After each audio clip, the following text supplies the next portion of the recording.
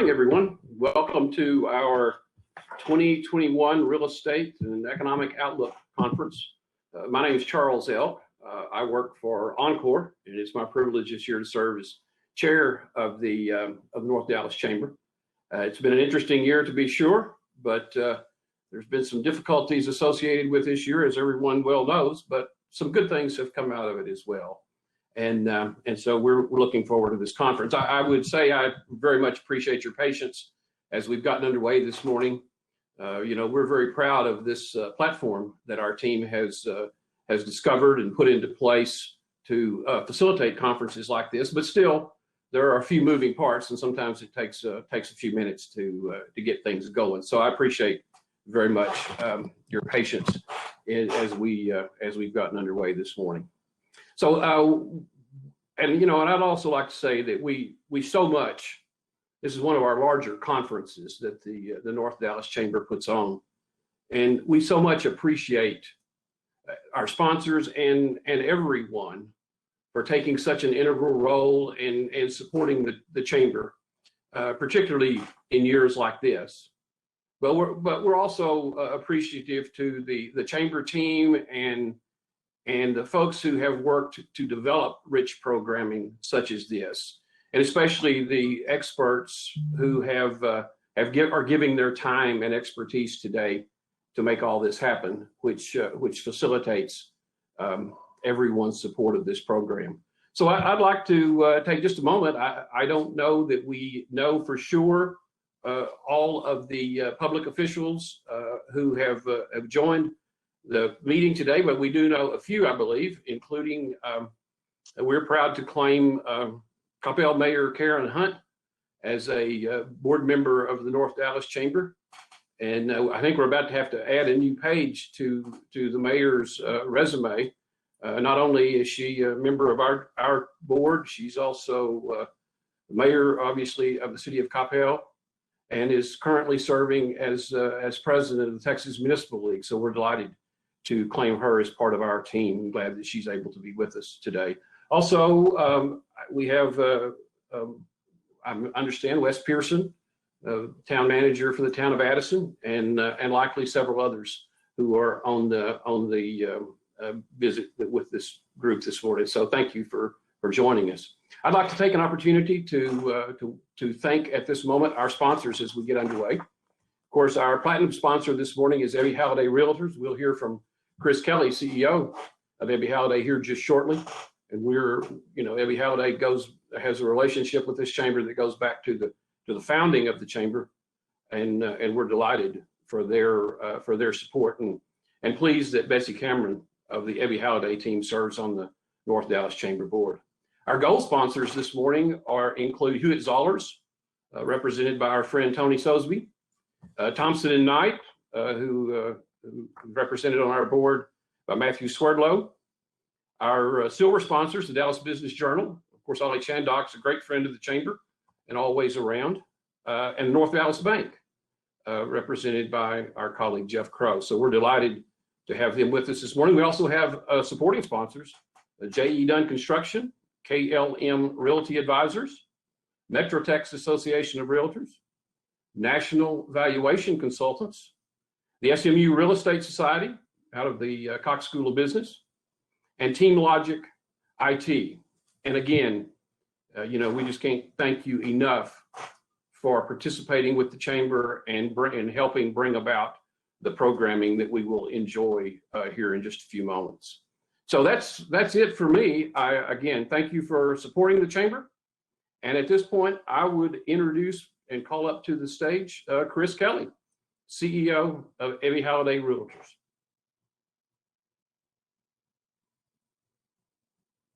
Good morning, everybody. And Charles, thank you so much. And as Charles noted, we are celebrating, or 2020 was the 75th anniversary of the Ebby Halliday Companies. And almost for that entire time, we have been part of the North Dallas Chamber of Commerce. And so a little bit about Ebby Halliday. We are now 2,000 agents strong across North Texas. We operate under 3 brands of the Ebby Halliday brand, Dave Perry Miller, Williams True, and then we also provide mortgage, title, and insurance services as well to kind of create that full service experience for the consumer. But I want to make sure I start off this morning by thanking Ken and his entire team at the North Dallas Chamber of Commerce for their partnership. And so they thank us a lot for being members of it, but by being members for almost the entirety of our history as a company, we get that support back in tenfold. And so through a tornado the year before, through a pandemic, what the Chamber does for all of us business owners and business operators is it allows us to better serve the communities that we call home here in North Texas and especially here in North Dallas. And so thank you, Ken. Thank you to all of you and your team for all that you do for us to allow us to be better operators and better servants in our community. We sincerely appreciate it. As kind of the first one up today, what I'd like to do is just kind of do a little context setting and look a little bit about what the local residential real estate market looked like here in North Texas in 2020, and maybe how that tees us up for 2021. We're going to have a lot smarter people coming up after me to really kind of give you their crystal ball analysis of what 2021 will look like. But sometimes a reflection back on the last 12 months will kind of help set the stage for where we're going. So I'm going to share my screen here and kind of walk you through some stuff that I hope that you will find interesting on how we were able to kind of get to where we were at this point to start off 2021. So the first thing is, how was the 2020 North Texas real estate market? There's a lot of questions about that, and a lot of it's anecdotal. Like, I heard it was really hot, and I heard tons of people are moving here. And so it's sometimes good to kind of look into the data to really figure out what it was. But to kind of set the context here, one of the things that we like to really do as an organization is really take any goal and trace it as far back as you can to the lead measure. Sometimes we unwittingly just follow what the goal is. Like, we want to sell X number of houses, or we want to close X number of sales. But what are the activities, or what are the lead measures that drives that? And so one of the easiest things to look at that really kind of gives you an idea of what's about to happen is showings in the residential market. Because without showings, you don't get contracts. Without contracts, you don't get closings. And so we have the access to the data to really look at what were the showings like. And so as you can see, what we started off in the year is really very quickly. By the second, third week of January of 2020, we had already started eclipsing the number of showings during that same time in 2019. So the orange line is 2020, the blue line is 2019. And so we were tracking above 2019 showings, which means the buyer interest was even higher than it was in the year prior. And then as we continue scrolling to the right, what we find is that we get to that second week of March, and that's when we know those original essential orders came out, the quarantine orders, the shelter-in-place orders. And what we saw was a very quick and very steep drop-off, really the cliff of showings plummeting down. Now, what was interesting is that cliff, while very steep, we really hit the bottom of it by the end of March, the first week of April 2020. And so many other markets in different parts of the country saw that drop go further down and stay down for a lot longer than we did here in North Texas. So when we started seeing that line drop during that time of year last year, it really was like, how far will this potentially go? Will it go down to zero? Will there be no real estate activity during this time of year? And we had to work very closely with our elected officials. And I can tell you that's where the Chamber was absolutely instrumental in helping us get those connections in a very hectic and chaotic time, to make connections with our local officials, to explain to them, you're telling everyone that shelter in place, their home, is really critical right now, but we're not able to put people in their homes, and we have people in the middle of transactions not knowing what to do.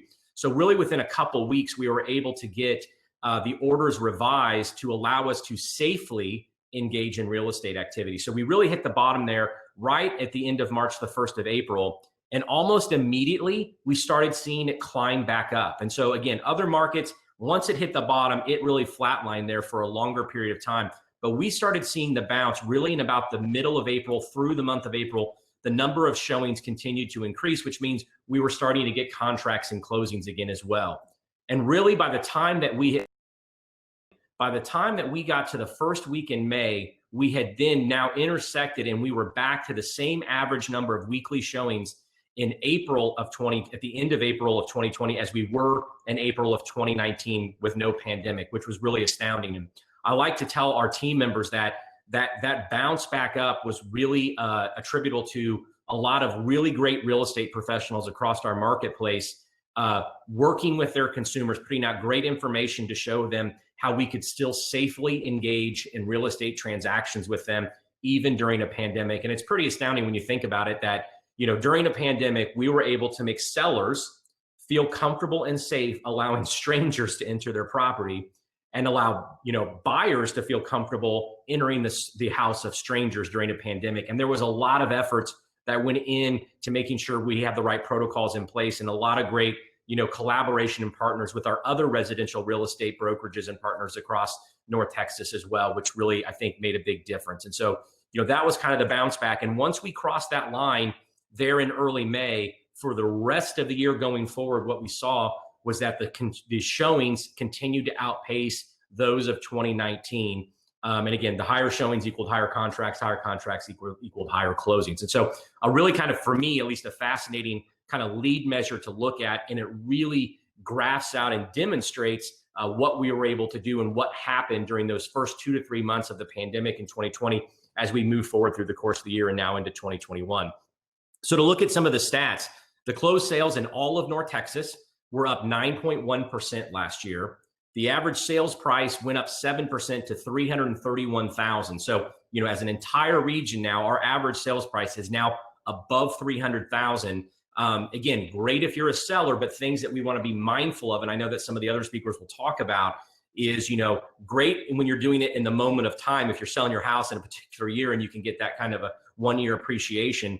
But we also know that for long-term success of our market here in North Texas, for the long-term attraction of businesses and consumers here, we want to have, modest and sustainable type of price appreciation, not something where we become unaffordable like many of the markets that folks might be fleeing from. The days on market dropped down to 53 days, so about 2% drop in that, which isn't surprising because there was a lot more logistics associated with the listing of the house, the showing of it, and then the closing of it too. So we didn't expect, even with the higher demand, that things would be closing that much faster. Now, here's where the thing where we all probably felt this, and you've heard this, is the inventory dropped, tremendously, almost 40% drop in inventory, down just to 2.2 months, largely driven by a lot of different factors. Many of those are some sellers saying, I don't feel comfortable selling at this time, but then also some saying, I'm willing to sell, but I don't know where I'm going to go. And that's where we get into a little bit of that hamster wheel problem. We're just running in circles. Is I want to move, but there's not enough inventory for me to go to. So therefore I won't list my house. And we have this kind of circulating problem. Looking at some of our specific counties here that kind of, form the core of the Dallas-Fort Worth market. Dallas County closed sales were up 4%. The average sales price climbed almost 9% to $380,000. And again, that inventory dropped down to 2.2 months. When you look at Collin County, a little bit above 10% growth in closed sales, average sales price almost getting to $400,000 at this point. And the inventory actually dropped to 1.5 months. In Tarrant County, the closed sales were just up 1.1%. And I'll kind of explain why that probably was. And then the average sales price, it also eclipsed that $300,000 mark in 2020. So again, all of our major counties now having an average sales price above $300,000. And then inventory in Tarrant County dropping down to 2.2 months. Now, one of the things that was interesting very early on in the first several months of the pandemic was that, people that have to buy and sell right now, they're going to be engaging in the market. But if you have discretion, whether you want to buy or sell, the luxury buyer, the high income earner, those are the ones that are probably going to sit on the sideline, and that market's really going to struggle because they don't need to move at this time. They don't need to buy, high end properties at this point. And so when you look at luxury, and there's a lot of different ways to kind of slice and dice what luxury market is, but I just used for our marketplace anything above $1 million. And what we saw was these discretionary buyers and sellers used their discretion quite a bit this past year to buy and sell. So the closed sales on properties above 1 million were actually up almost 28% here in North Texas in 2020. And the average sales price climbed to 1.7 million. And then the inventory plummeted down 11 months. So it went from 16 months down to 4 months of inventory just in the year 2020. And so the luxury market was actually extremely robust in 2020. And it seems to be carrying forward in our marketplace here in North Texas into 2021 as well. So one of the phenomenons that was happening here in North Texas even before the pandemic, but was certainly exacerbated and accelerated over this last year, is kind of the rise of exurbs in Texas. And certainly here in North Texas, we do not have a mountain range. We do not have shorelines that constrain our growth. And so we continue to see that migration outward, or the incoming migration to Texas, settling in areas a little bit outside of what has traditionally been our core. So an exurb is really just a new area. So lots of us live in suburbs of North Texas right now that at one point would have been called exurbs because you're like, I can't believe you live that far out there. But then they turn to suburbs, and then the next layer starts to form. And so when we look at the next ring of counties around our core counties here in Dallas-Fort Worth, when we look at the next layer, what we find was that the growth last year was even eclipsed what was happening in our core counties. So Grayson to the north, 13%. Henderson and Kaufman, our lake communities, up almost 30% as more people were looking for lake homes to escape from, or I can just live there permanently now. So almost 30% in Henderson and Kaufman. Hill County up over 28%. Parker County west of Tarrant was up 15%. And that's really what we saw personally within our company, and I think within the residential market as well, was that Tarrant County was only up 1%, but a lot of those folks were just migrating a little bit further west into Parker County, where there's a real boom of residential and other commercial development happening out there.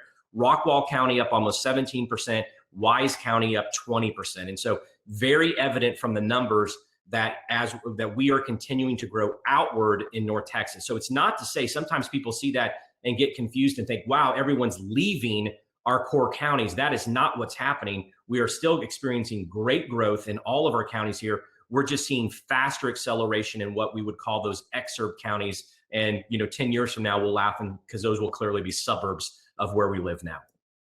And so kind of what's driving this from a local level? Well, one of them we just talked about. The average sales price remains below $300,000.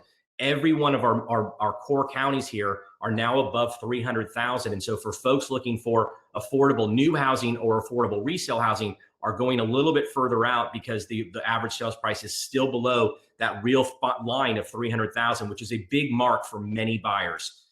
New construction, many of our national builders and large scale builders here in Texas, they can develop more land. They can buy the land more cheaply, which means they can develop more cheaply, which means they can make more profit when they sell those homes. And so a lot of new construction happening as we scale out because there's available land for that.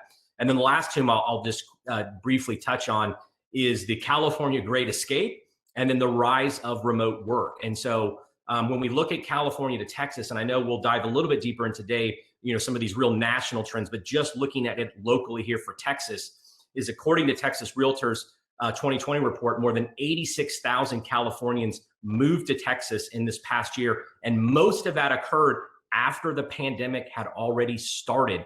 This was a 36% increase over the prior year. And whereas oftentimes we thought about our population growth in Texas being largely driven by business relocation to our state, which is still occurring, but even without businesses formally relocating in 2020, the people were still coming. They were coming whether or not their business was or not. And many of those folks are landing in our suburbs and exurbs because of the size of home. They're leaving a 2-bedroom condo in the Los Angeles area and buying a 5-bedroom home here in Texas. And they're escaping the congestion of their former state. And certainly a lot of what was happening was the variance in regulations and shutdowns in certain states was driving population migration to others. And so Texas has certainly seen its pipeline largely coming from several different states, but California has certainly stood out. And you probably all know that. You can look at the California license plates you see on the road, or if you just try to talk to some of your friends and neighbors in new spots, you'll find out how many of them have migrated here from California. So certainly people are continuing to come here, and oftentimes they're landing in some of those suburb to exurb areas because of the affordability factor and what they can get versus what they left.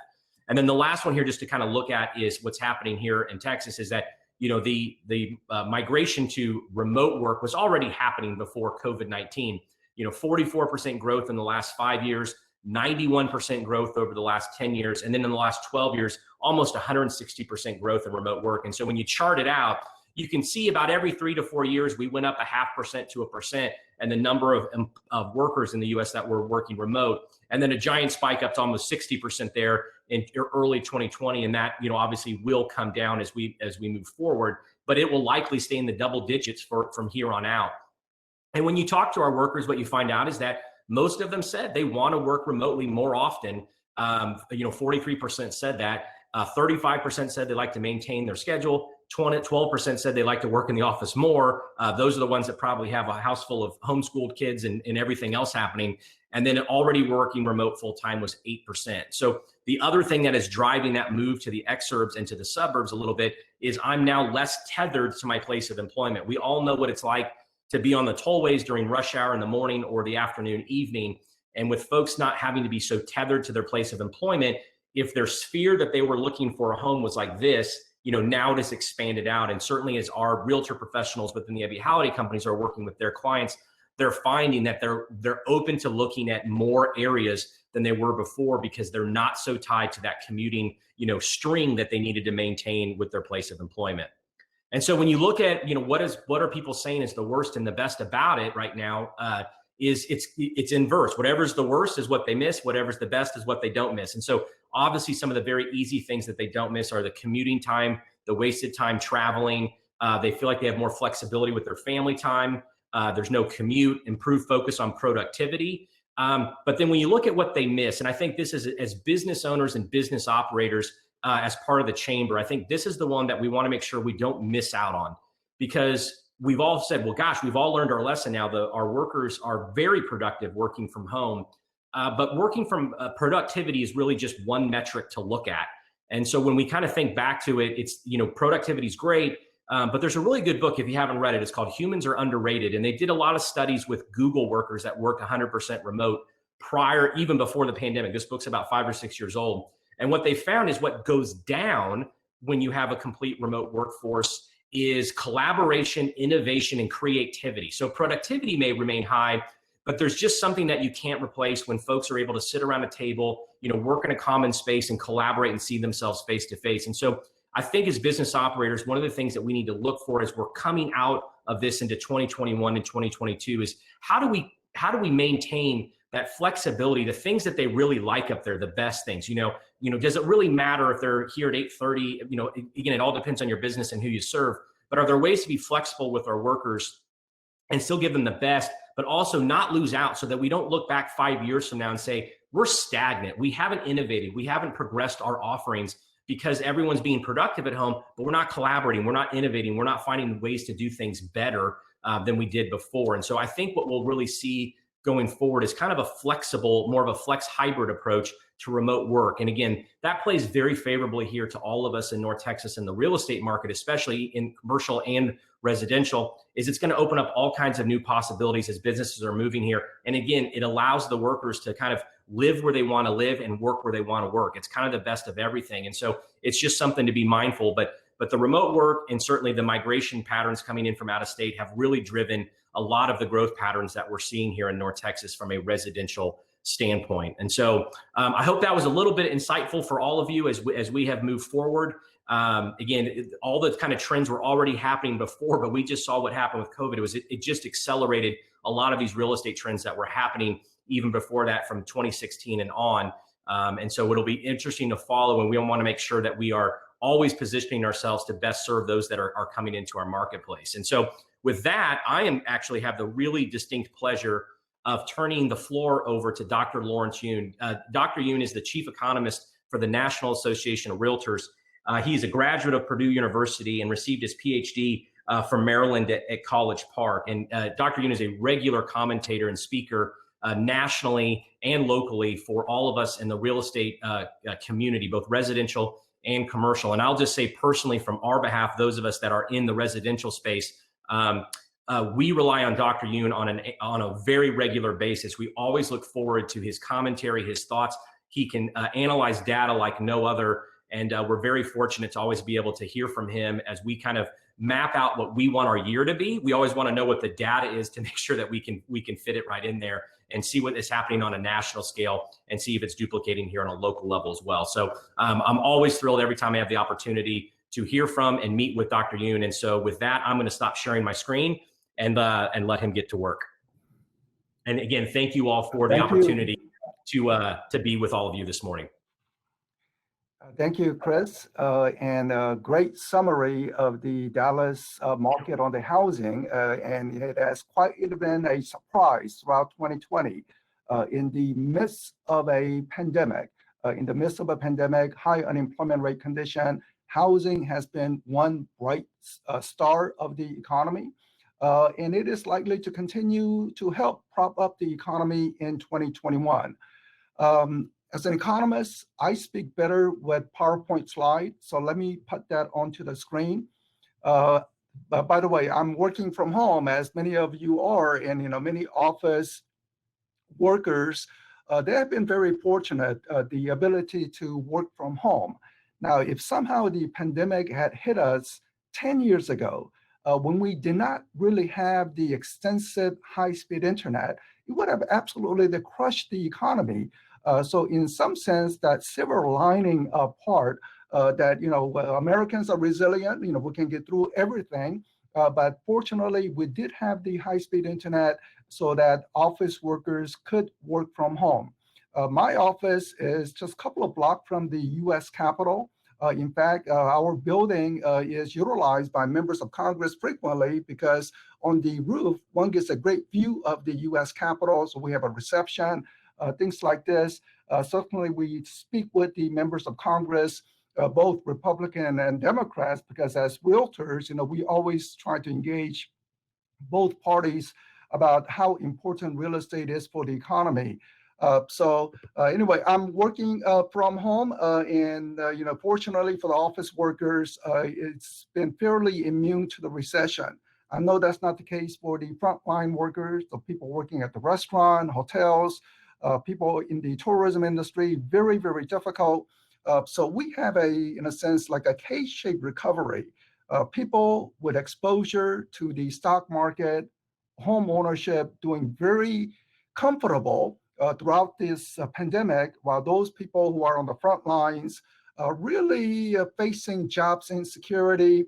Maybe they have depleted their savings, and the recent stimulus package, hopefully, that will get us by for the next few months until the vaccine really kicks the economy into a higher gear. So let me put the PowerPoint onto the screen. Bear with me for a second.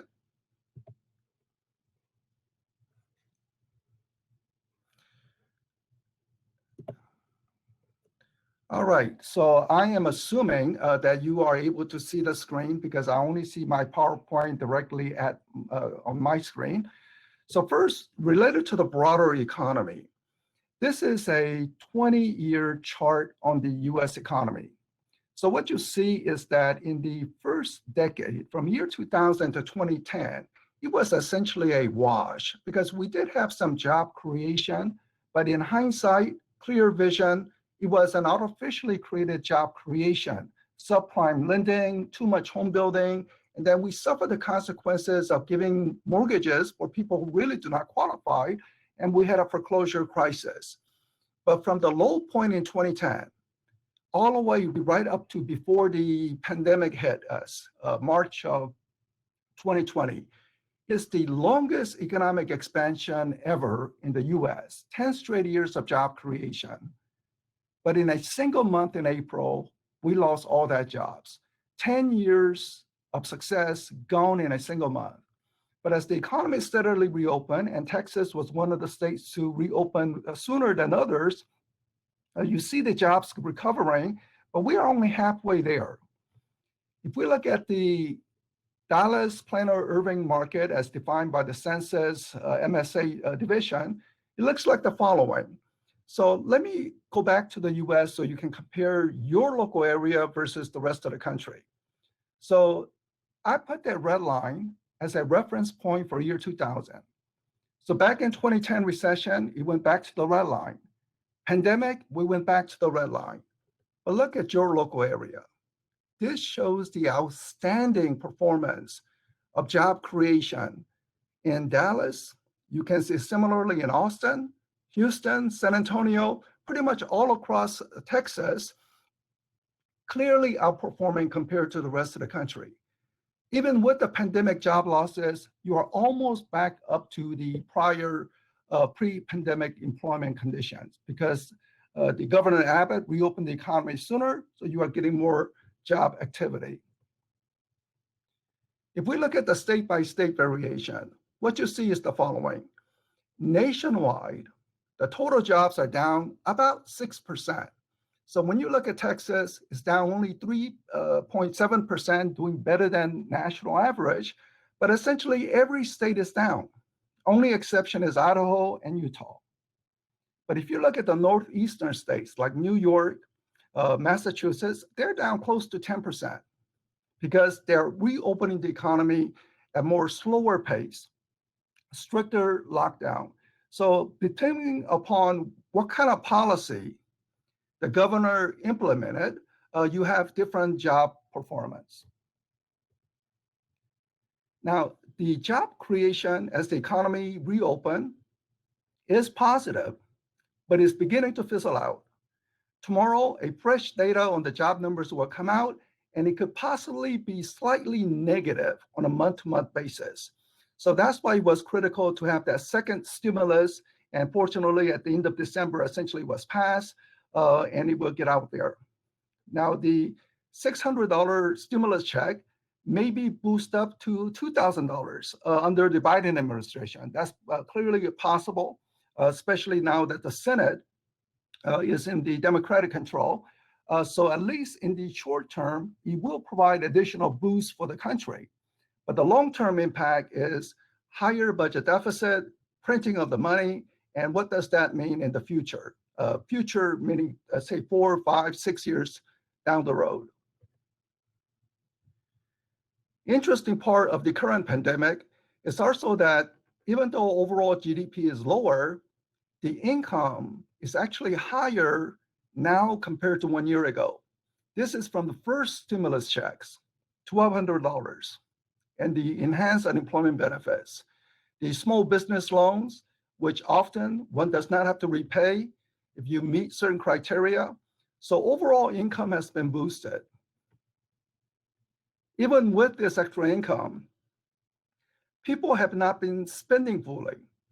So they've been pocketing it or putting in the bank. So the savings rate remained very high in relation to the pre-pandemic levels. Before the pandemic, people would save about 6-7% of their income.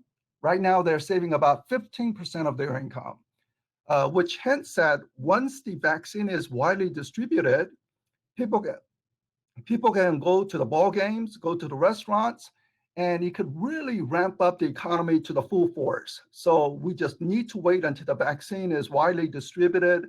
But until then, for the next several months, is that 3 months, 6 months, we needed that stimulus package to be out there. Now for the bright sector of the economy. Chris mentioned many bright things about the housing sector. This is a national picture. I just want to highlight, not only did it go down, but it recovered and then some, exceeding the prior year levels. Same thing for newly constructed home sales, have been running about 40% above 1 year ago. Whatever the builders build, they can easily make the transactions.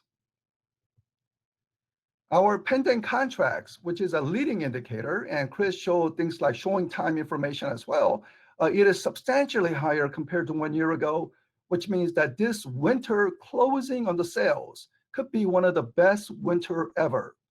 We cannot compare with the spring or summer months, but compare with other winter months, this winter could be one of the best ever. Even better information. What do realtors say to their clients to demonstrate seriousness? Get a mortgage. So what are the consumers doing?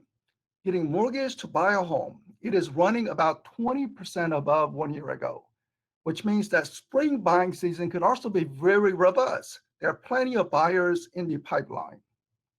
But let me draw your attention to the other red arrow that you see at the beginning of the chart. It's drifting slightly downward.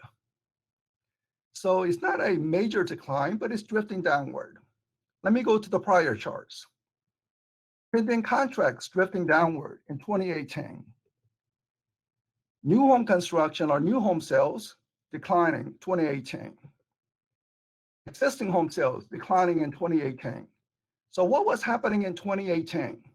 Well, it was part of that 10 years of job creation. The economy was rolling along. Then why was the home sales falling at that time? And the reasoning as to why it fell is simply that mortgage rate increase from 4% to 5% in 2018. To show how sensitive the housing sector is to the mortgage rate. Even in a good economy, rising rates will choke off buyers. Why is the sales surging currently?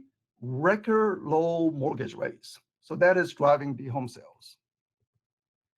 If we look at the home prices are running about 14% above 1 year ago.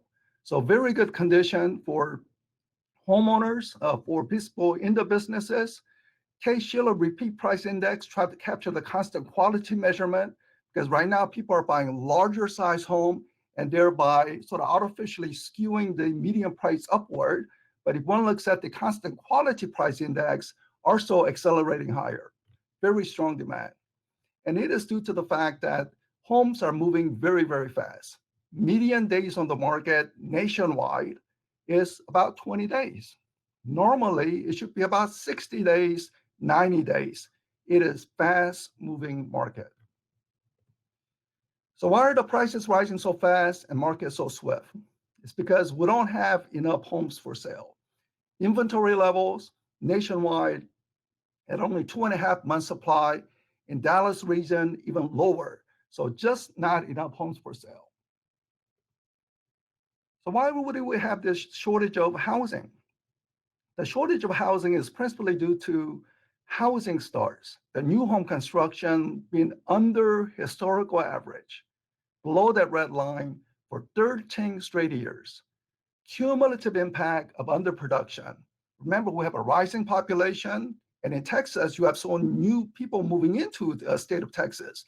So we need to build more homes to accommodate rising population, people moving into the region, but unable to produce above the historical average. The cumulative effect is we have housing shortage, and it will not be fixed in a single year. And fortunately, the builders, at least, they're trying to break out of the historical average, and they're focusing more on single family rather than multifamily starts. But one challenge the builders have been facing was the doubling of the lumber prices. We have seen some moderation in the lumber price recently, but still it is way above 1 year ago. And that is one thing that is hampering the home builders because we need to build more. One quick fix is to eliminate the Canadian lumbers, tariffs on Canadian lumbers, because if we can bring more lumbers to the country at lower price, there could be more job creation in the Dallas region. Chris talked about work from home preference, but let me just skip through that because people from office, likely the new environment would be that there will be some type of flexibility. Maybe people come to office 2 or 3 days a week rather than 5 days a week. So this is giving demand for homes in the exurbs, out in distant counties, and also the vacation counties. If you're working from home, then you can also work from vacation home. How would the boss know? Or why would the boss care? So we have seen substantially higher home sales in vacation counties near the lakes, near the mountains, generally the resort areas. So the forecast is that 2020, special year, bad year, unexpected pandemic, we went through a recession, the middle column. We lost jobs, but the interest rates are very, very low, and we don't have much inflation, even with printing of the money, because printing of the money leads to delay inflation, not right away, but in future years. As we go into 2021, economy will get pumped up. First, we have the stimulus, possibly a bigger stimulus under the Biden administration, and then we will get the vaccine. So positive on the jobs creation. But with more stimulus, it means that consumer inflation will slowly tick higher. It's possible inflation may be running at 5%, say 3 or 4 years from now with so much printing of the money. But for the housing market, it is in a comfortable position. Mortgage rate essentially remaining historically favorable. Whatever the builders build, they can easily sell, so about 20% growth. And existing home sales, such a strong demand in the pipeline. We need more inventory, and the builders are moving in the right direction, producing more. The existing home sales could rise close to 10% and no danger in price declines. I just hope with increased supply, the price growth moderates. So thank you for listening. Now I'm going to turn it back over to the panel.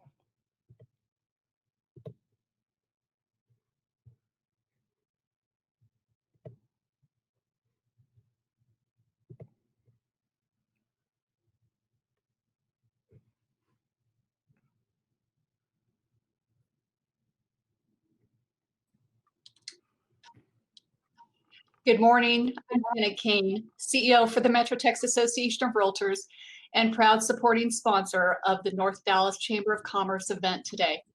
We'd like to thank Dr. Yoon for taking time from his tremendously busy schedule to be with us today. As part of the Realtor family, I can't tell you how blessed and proud we are to have Dr. Yoon as our chief economist. And I couldn't express it any better than Chris did with his introductory comments for Dr. Yoon.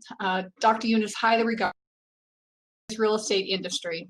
His insights, humor, and kindness are truly appreciated and benefit all of us. So thank you, Dr. Yoon. And now we'll take a short 10-minute networking break. So enjoy the rest of the program and take opportunity to visit with those around you.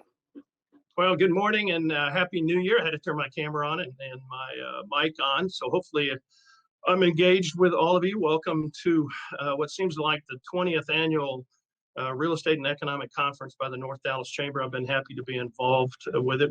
Ms. Chuck Danis, and a panel of experts that we haven't come up that we're going to talk about the commercial real estate market, not only here in North Texas, but certainly across the country and globally as it may develop. But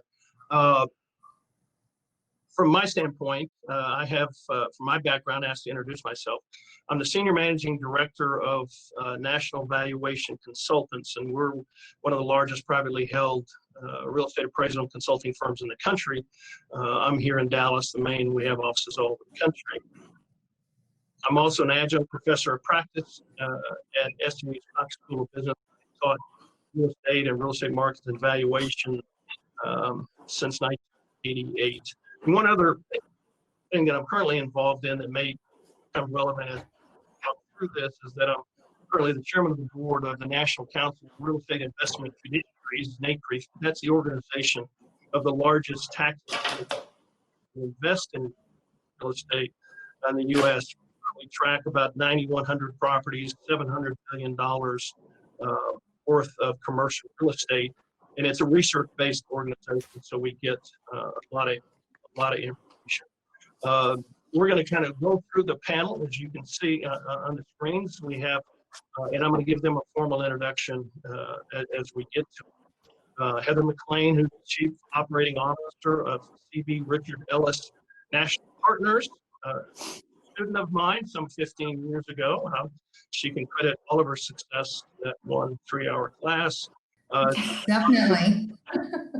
Colleague, a longtime friend of mine, who is the Executive Director of Site Selection Incentives at ESRP, and based right there in the Star in Frisco, and a longtime friend, Mark Mastenter, another SMU graduate and a serial retail entrepreneurial developer, investor, and all-around good guy. So we'll get to those, and I'll give a little bit more formal introduction as we get to. But I was also asked to maybe give a broad background before Heather takes the industrial side and Susan takes the office side, and Mark takes the retail side. Let's give maybe my opinion, my thoughts on where we are today and where we've been. And when I woke up this morning after watching the TV yesterday, I was going to say, Chuck, don't use the word unprecedented. See if we can get through this whole conversation without saying unprecedented. And frankly, I don't think we can do that because everything that's been going on, just go back 24 hours, much less go back to March, the middle of March of this year. Everything has been kind of unprecedented. And what I think is important from the commercial real estate side is that we compare and contrast to the great financial crisis, which is now only 10 or 12 years ago. And the great financial crisis started in the residential market, but it didn't hit the commercial real estate market literally until Lehman Brothers failed September 2000, that third quarter, right in the late in the third quarter. And then it continued impacting prices and values of commercial real estate on into all the way through 2009. So real estate, what happened in real estate, commercial real estate, was market about down 30 or 40% down from the previous highs. We've recovered all of that.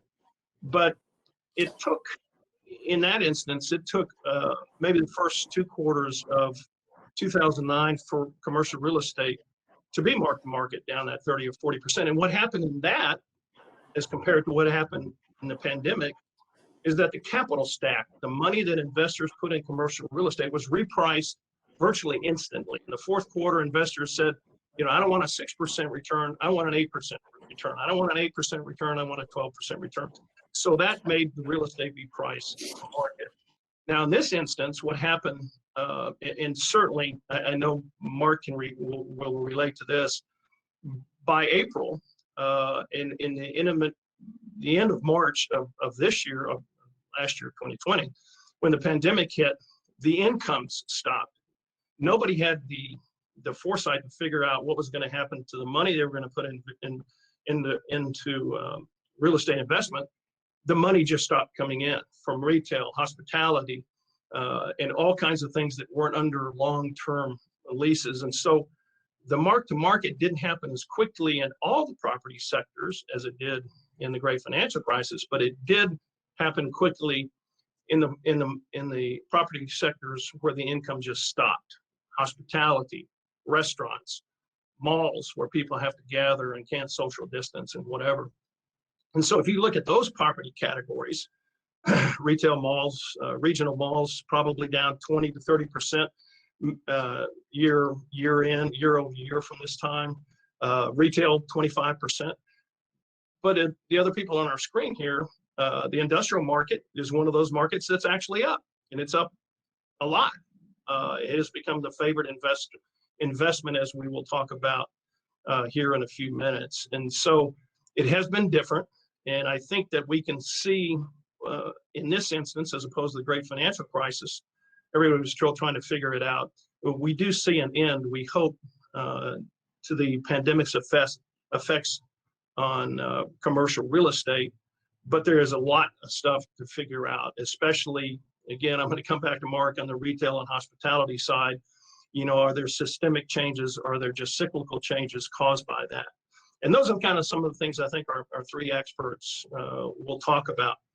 So what we've done, we're going to have a couple of questions with each one of them, and then we're going to kind of open it up. We would love to have questions. You can just raise your hand, go to the chat screen at the bottom of your computer, click on there, type in a question, and we hope, we're planning on having time to answer those questions as we go. So our first panelist, Heather McLean-Benignoni, she's in her home office in Houston, so you may see young Alice or Warren come running through there and grabbing mommies. They're a little young. She was a student of mine, I think, 15 years ago, Heather? That's right. I graduated SMU in 05. Yeah, and started as I recall, an analyst in the capital markets group here in Dallas and CB Richard Ellis. Spent about 6 years as an industrial broker, which Susan, you know, it's pretty unusual for a young female back 15 years ago to be in the industrial side of the business, walking big old ugly industrial buildings and whatnot. Did that 6 years, and then in 2010, CB Richard Ellis, the largest real estate company in the world, formed National Partners, and Heather is the chief operating officer of National Partners, which has 73 associates, and they are literally the dominant force in the industrial market. And when I say industrial market, we're talking warehouses, not smokestack industries, but the industrial market globally. And I know my other 2 panelists will appreciate this. In the 10 years that Heather has been running it, they have done $170 billion worth of transactions encompassing 130 billion square feet. So Heather brings to us, kind of certainly the big picture, but their big market is certainly the Texas and the North Texas market. And the head of the organization, Jack Fraker, is here in Dallas. So Heather, great to see you. It's so much fun to be kind of on a stage and you're talking to me instead of me talking to you. She comes to my class and talks to students every year as well. So welcome, Heather. So, I kind of set the stage for you, but talk about, industrial used to be like your old uncle that you saw in the sloppy clothes that came over on Thanksgiving and, may have scratched himself. It wasn't the play, it just wasn't what you wanted to be around. Now, industrial is the gem of the institutional market. Talk about where we are now in terms of investors and institutional investment in industrial. Sure. Yeah, I don't know that my dad would have said, hey, get in that sloppy clothes sector, but I really fell into it. And it was I was one of the only women definitely in Texas on the brokerage side doing it. So it's been a whirlwind since I started, 15 years ago. But it has changed a lot, and we are very fortunate throughout this year. And, I think everyone thinks of industrial this year as just kicking it out of the park. And, we didn't have any lulls. We did starting in March and through the second quarter, we did have issues in terms of industrial sales throughout the United States. But our third and fourth quarters exceeded what we did last year. So overall, and we're still getting our final numbers wrapped up for the year, but overall we are at the level, if not a little bit above where we were last year, which was an unprecedented, and I know, Chuck, you didn't want the word unprecedented, but it was year last year. So in terms of our volume in industrial investment sales.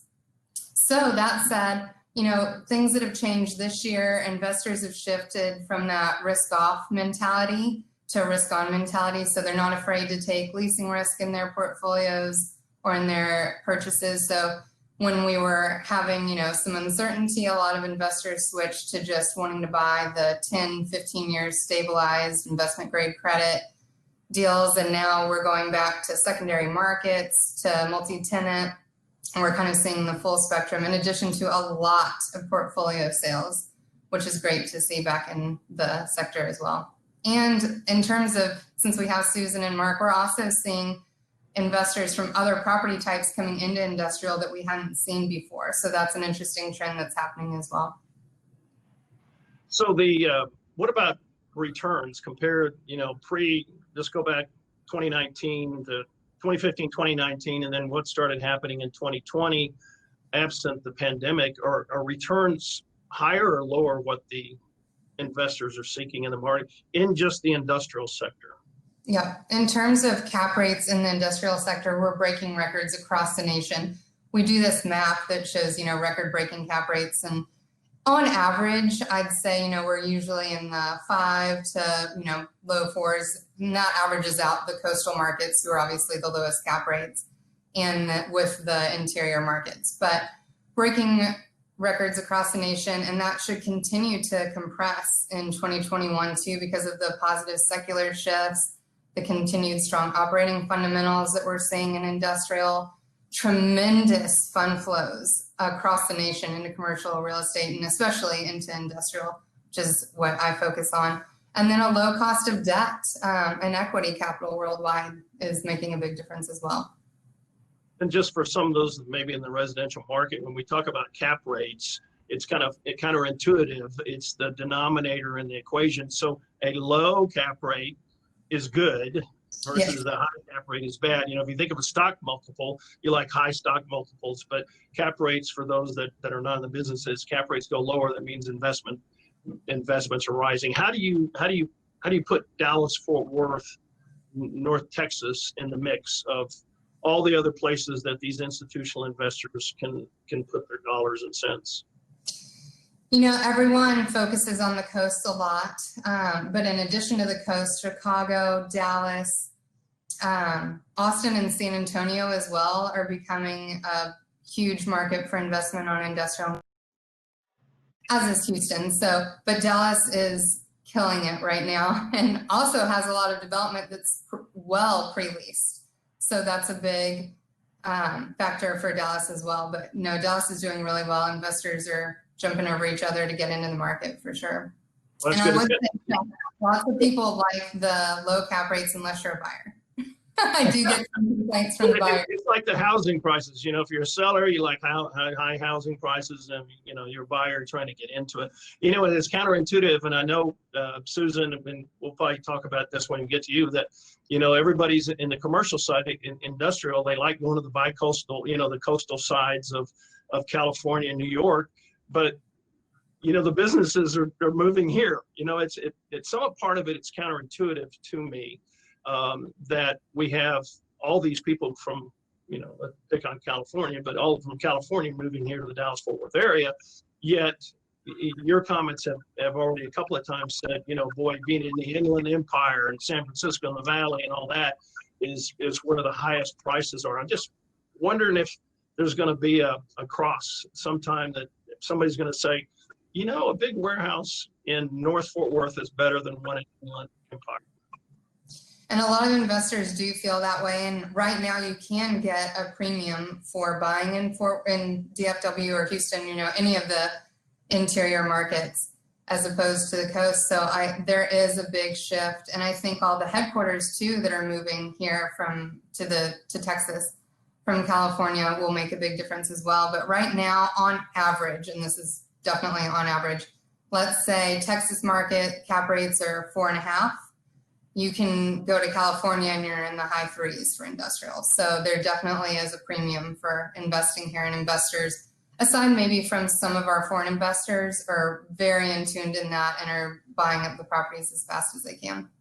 Right. And that is a terrific segue to Susan Arledge, who is involved in site selection and incentives for obviously getting people to move here.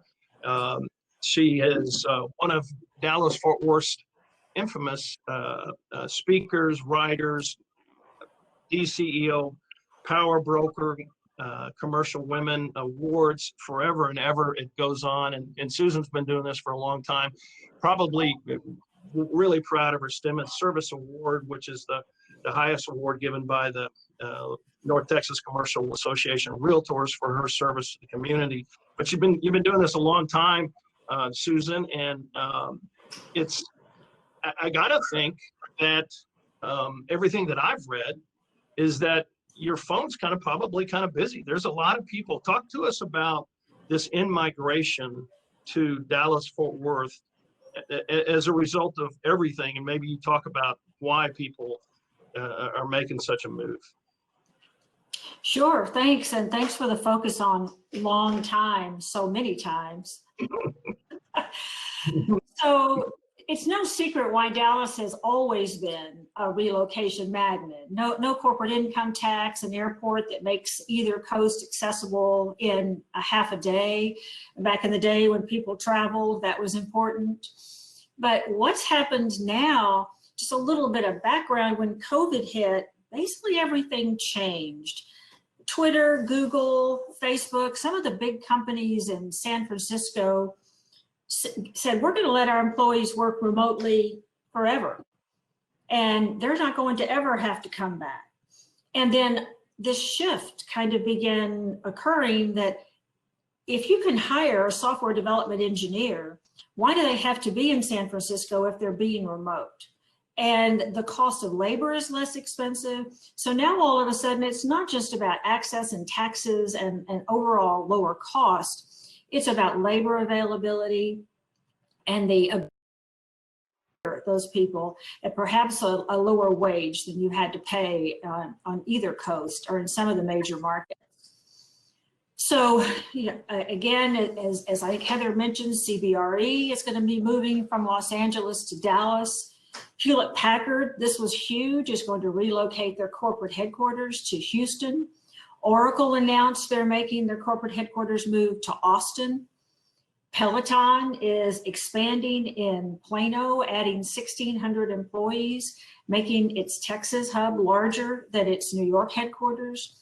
Lion Real Estate Group just announced asset management firm is they're moving their headquarters to Dallas. Charles Schwab is moving their headquarters this month. They should be opening. Titans of CNC and Advanced Manufacturing has moved its training academy from California here. And then Encora, previously known as Wesco, is moving its global headquarters to Fort Worth. And I can go on and on with smaller companies. These are just kind of big name headquarters or large regional moves. Then Elon Musk said he is moving to Texas, and the wheels have come off. He is selling his homes in LA, and he's moving more than likely to Austin. And then the Rose Bowl announced they're relocating to Texas. So there's just no stopping the numbers of people that are coming. I think what we're finding is the normal markets, Manhattan, Los Angeles, it's where all the transaction volume occurred. And all of a sudden, Dallas has had more commercial real estate activity and transactions during this COVID crisis than either of those markets. I was actually going to say that's unprecedented, but I won't say that.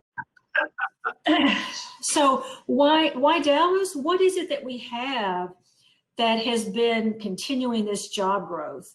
And part of it is just economic diversity. When San Francisco got hit so hard because they're so heavily tech focused in that market, but we have a very diverse economy. And we saw that DFW unemployment remained below the national average the entire time during COVID. And our job growth and job recovery was faster than any other city in the US.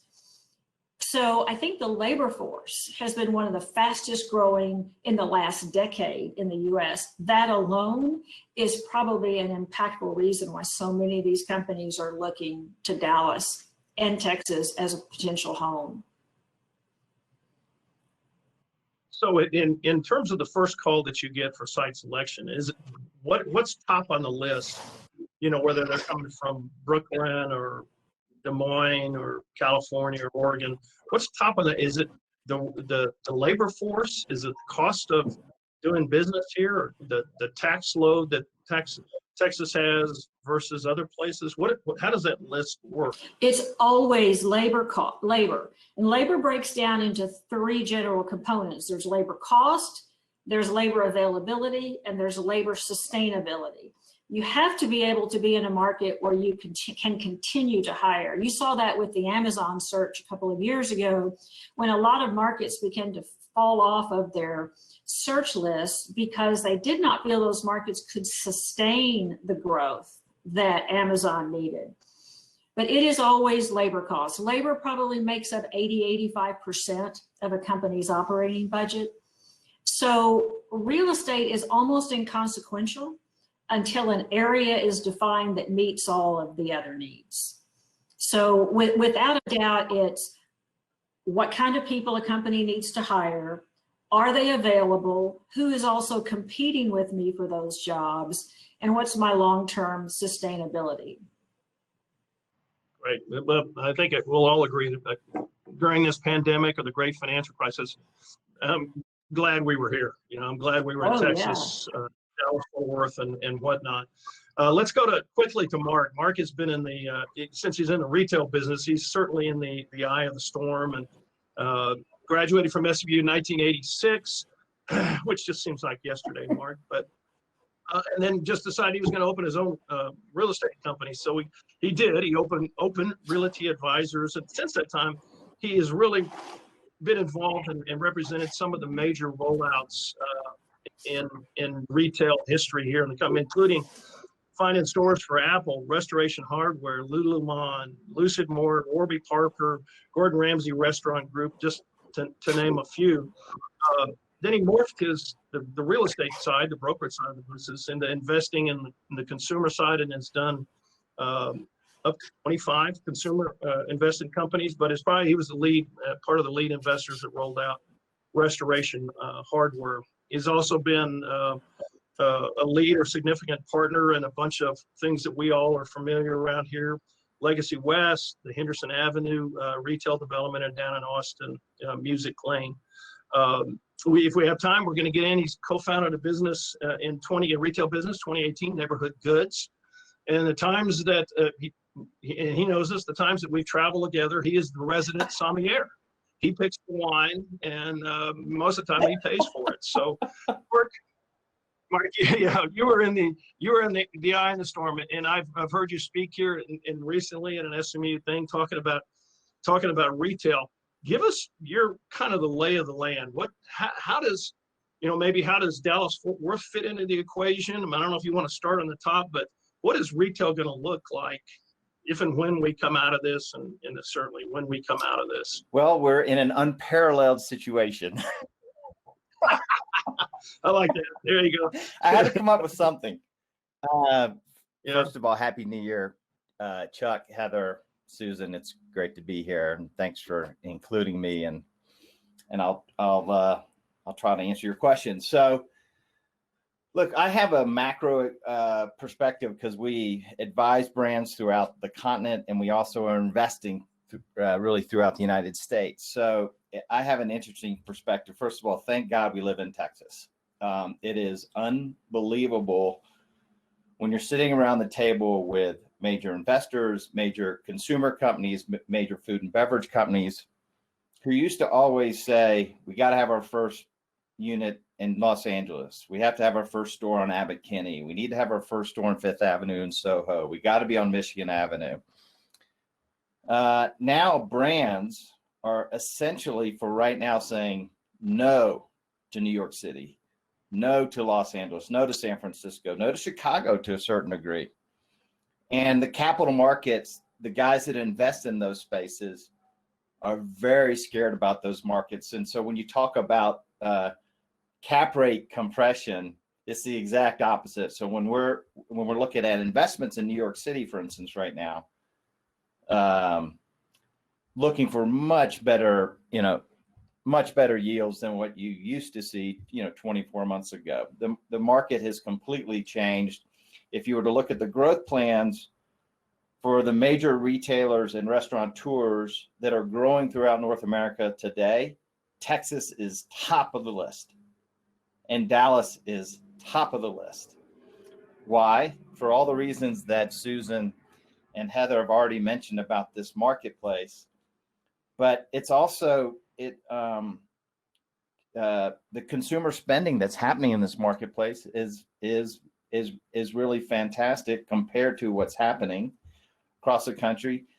Brands are looking at governance. Investors now are looking at governance as part of a major analytical point when they're thinking about growing in a city or in a region. And so we have seen even during the last several awful months that are just terrible, we have been very fortunate, and I'll give you just a couple examples, and this is not to be kind of broadcast, so we're having a family discussion here. We've been doing deals up at Legacy West, for instance, you would never know a pandemic was going on. Our traffic, by the way, starting probably in about late July, was 97%, 98% through the end of the year of last year of 2019 traffic.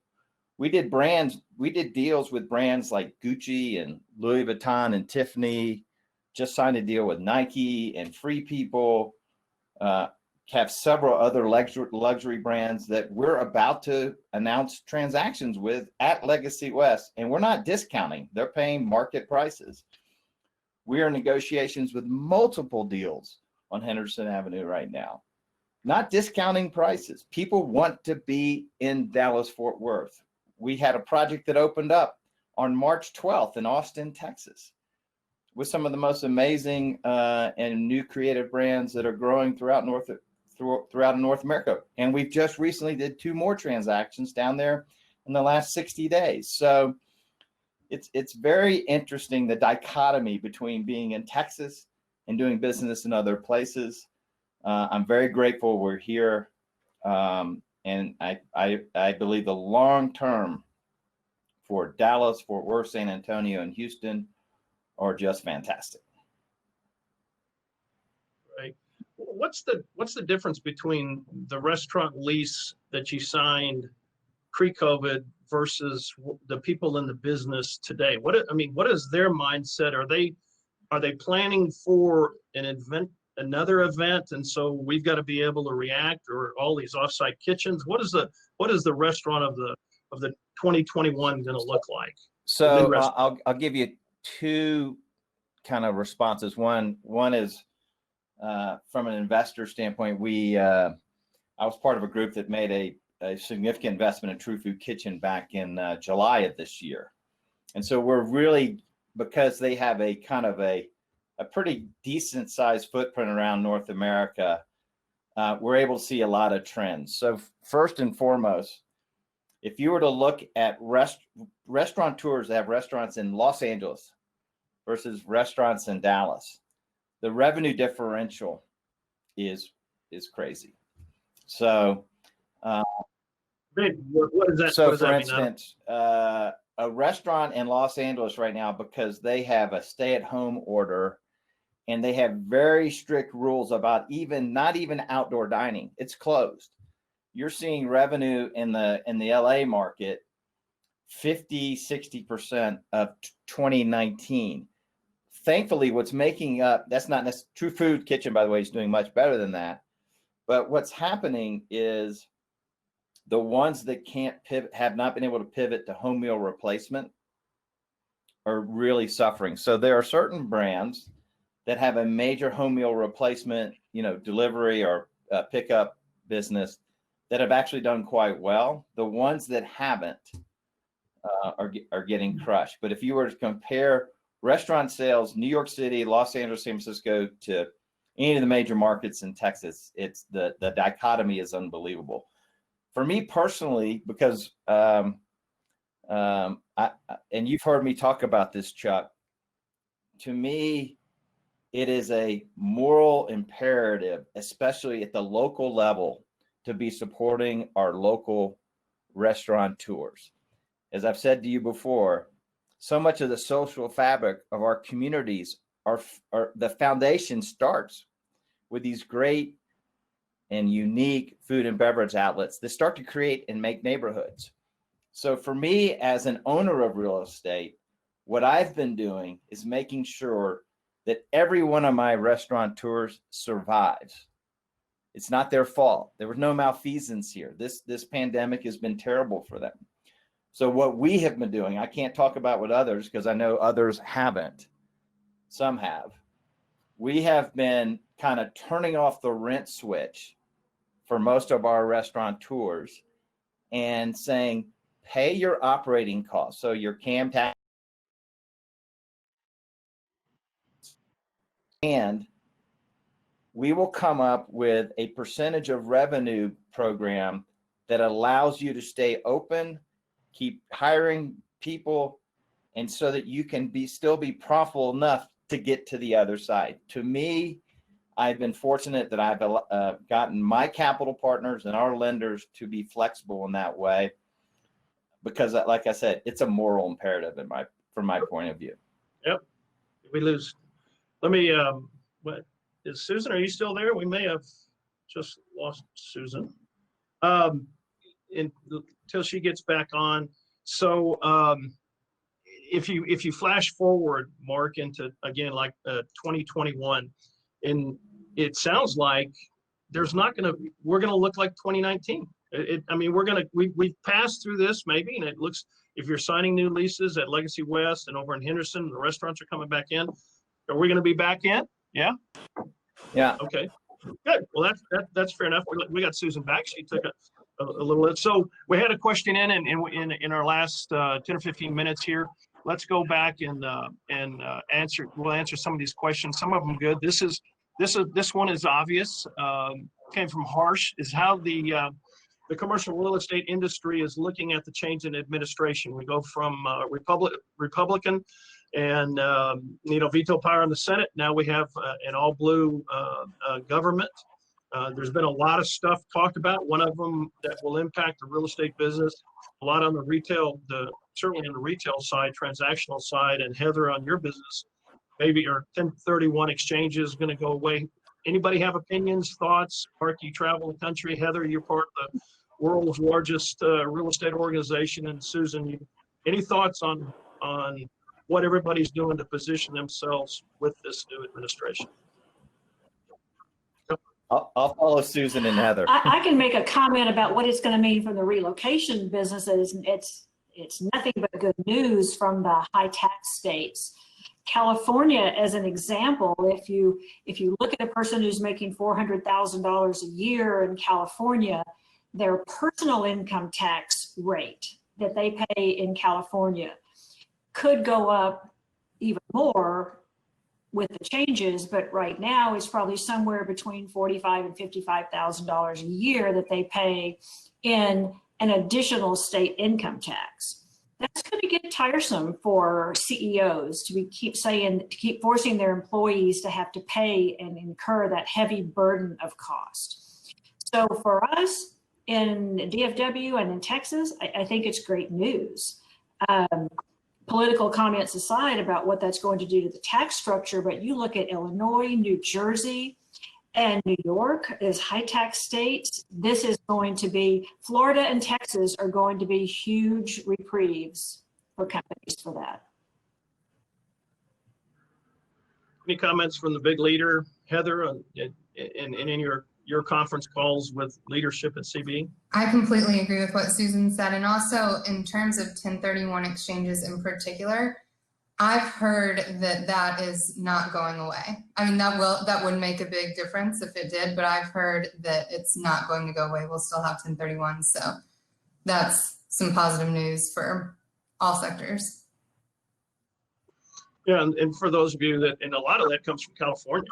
And so much of that 1031, because prices have increased so much in California over the years, and then they want to get that money out of California and into Texas. So, frankly, we're just going to, the way, and my wife asked me today about the things that went on yesterday, and I just simply said, it is what it is. We're a great country. We'll figure it out. It's going to get good. We're here in Texas, and whether it's, this administration, another administration, we've been around for a couple hundred years, and the country will work through this. We'll figure it out, and we're all going to do the best we can. So, yeah, sure, there's going to be changes, but there'll be reactions, just like we got through the pandemic.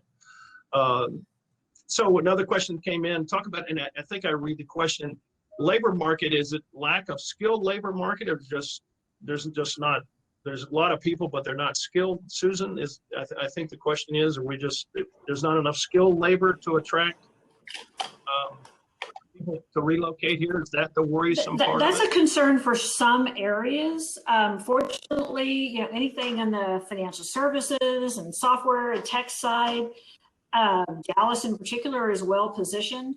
The industrial markets have been tight, especially the e-commerce fulfillment distribution areas. Those markets have been tight on labor for the last 3 or 4 years. And the reason is there's only so many markets you can be in where you can reach the area of the population that you need to be able to reach in a one-day's drive. So we see the Lehigh, Allentown, Pennsylvania, you see Kansas City, Indianapolis, Dallas, Phoenix, Inland Empire, Seattle, all are markets people sort of have to be in. And so seasonal labor that so many of them need has been very hard to come by.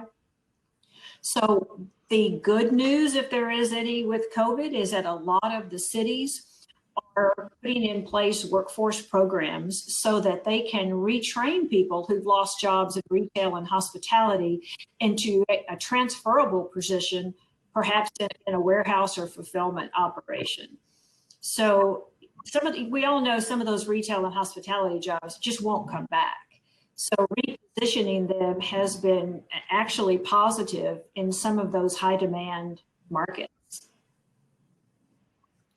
So, Chuck, I wanted to add to Susan's comment about labor. What was very interesting, I was fortunate, didn't win, but we were very involved in the HQ2 transaction, both in Texas, and we were very close in Virginia, and learned a lot through that process.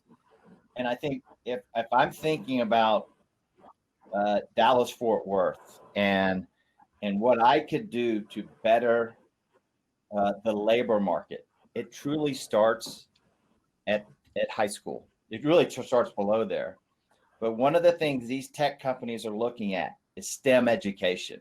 How strong are the STEM education at our major public schools? And I think one of the things that Dallas in particular has to work on is STEM. We've got to better our high schools, because as we better our high schools, we're going to create a better labor force, and it's going to attract and retain more of these tech companies, more of these tech jobs that are looking to leave California. So that, I think, is something that we should be holding our local politicians and our school boards feet to the fire, focusing on STEM. Yeah, somebody asked me, those of you in the Dallas area, what would cause housing prices in the Park Cities to drop? And I said a 1380 SAT in the DISD. You see housing prices, go down. So the one thing we really haven't touched on is the whole internet consumer business. How much is done online. Talk about, Heather, how that's affect the industrial sector, and I'll shift it over to Mark about the perceptions and how retail is reacting. But that's been kind of the driver of the industrial demand in the U.S., right? That's right. And, everybody talks about e-commerce. That's the tip of everyone's tongue a lot. Want to focus on Amazon, which is obviously, out in the forefront. But I haven't seen the final. CBRE predicted that e-commerce sales would grow 40% during the 2020 holiday season, on top of an already unparalleled year. So, we'll see where that shakes out, but online shoppers are definitely here to stay, and we'll keep industrial fundamentals strong over the next decade. We're not just talking about, or more, we're not just talking about this 2021. One interesting stat from our research people is for every $1 billion worth of e-commerce sales, an additional 1.25 million square feet of industrial distribution space will be needed. So that's 260-ish million square feet of industrial demand from 2021 to 2022. It's unbelievable. Where will that go? Where does it have to go? That's a lot. It's a lot. I don't know how many acres that is, but it's a lot. And to Susan's point earlier, before everyone was focused in the Dallas and the major metro markets, and you're seeing an industrial a lot more now that people are shifting. We're obviously still, the major markets are key, and everything inside the major markets are key. Even on the East Coast and West Coast, redevelopments happening in industrial buildings that are infill because to higher and better use, like, retail or office. But people are shifting out to the secondary markets because you have to meet that one-day demand that everyone's getting so used to. So you have to have warehouses out in places that are secondary or even tertiary markets that people might not have heard of. So that's a big shift. In Dallas-Fort Worth, since that's, a big focus, our under construction numbers and this is the third quarter because we don't have fourth quarter final numbers yet. Dallas-Fort Worth was second to Atlanta, who is the #1 market for construction. And Dallas is also #2 for absorption. So Dallas, and this is just industrial, Dallas is building a ton of industrial buildings, but absorbing them all. So with tenants. Inland Empire was the only market above Dallas-Fort Worth for net absorption in the third quarter. So it's unbelievable right now what's happening on the industrial side. So Mark, in your retail discussions, either new and whatever, talk about how e-commerce, in the last couple of minutes we have here, how e-commerce fits into that conversation. It has to be the front end, and then you kind of build around it. Well, it's actually opposite. So look, the consumer world now is about an omni-channel, multiple ways of touching the customer. We've all read articles about retail is dead, which it absolutely 100% isn't. It's different. The store now is one of the most important aspects of growing a retail business. What is the game in the retail world today? It's about customer acquisition. And what is the best way and the cheapest way to acquire a customer? Walk into a great store, have a great experience, and you win them. Walk into a store and have a bad experience and don't like what you see, you don't win them. So if you take a company like Warby Parker, who said they were going to never open a store, they were only going to be digitally native. What's growing their business today is their retail stores. They're able to acquire more and more customers because someone walks into a Warby Parker store, walks into an Apple store, walks into an RH Gallery, et cetera, et cetera, et cetera. And they see it, they touch it, they feel it, they relate to it. And whether they buy in store or they buy online, it doesn't matter.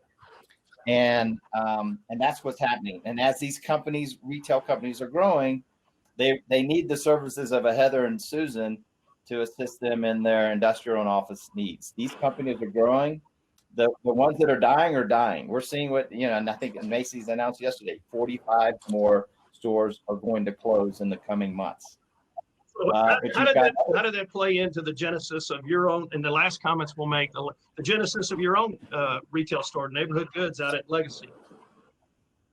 Well, I mean, look, the reason the idea came up is that the old idea of a department store made a lot of sense. The big department stores, Neiman, Macy's, Bloomingdale's, et cetera, have done a lousy job responding to what the customer really wants. They all live in a world of sameness. There's nothing unique about them.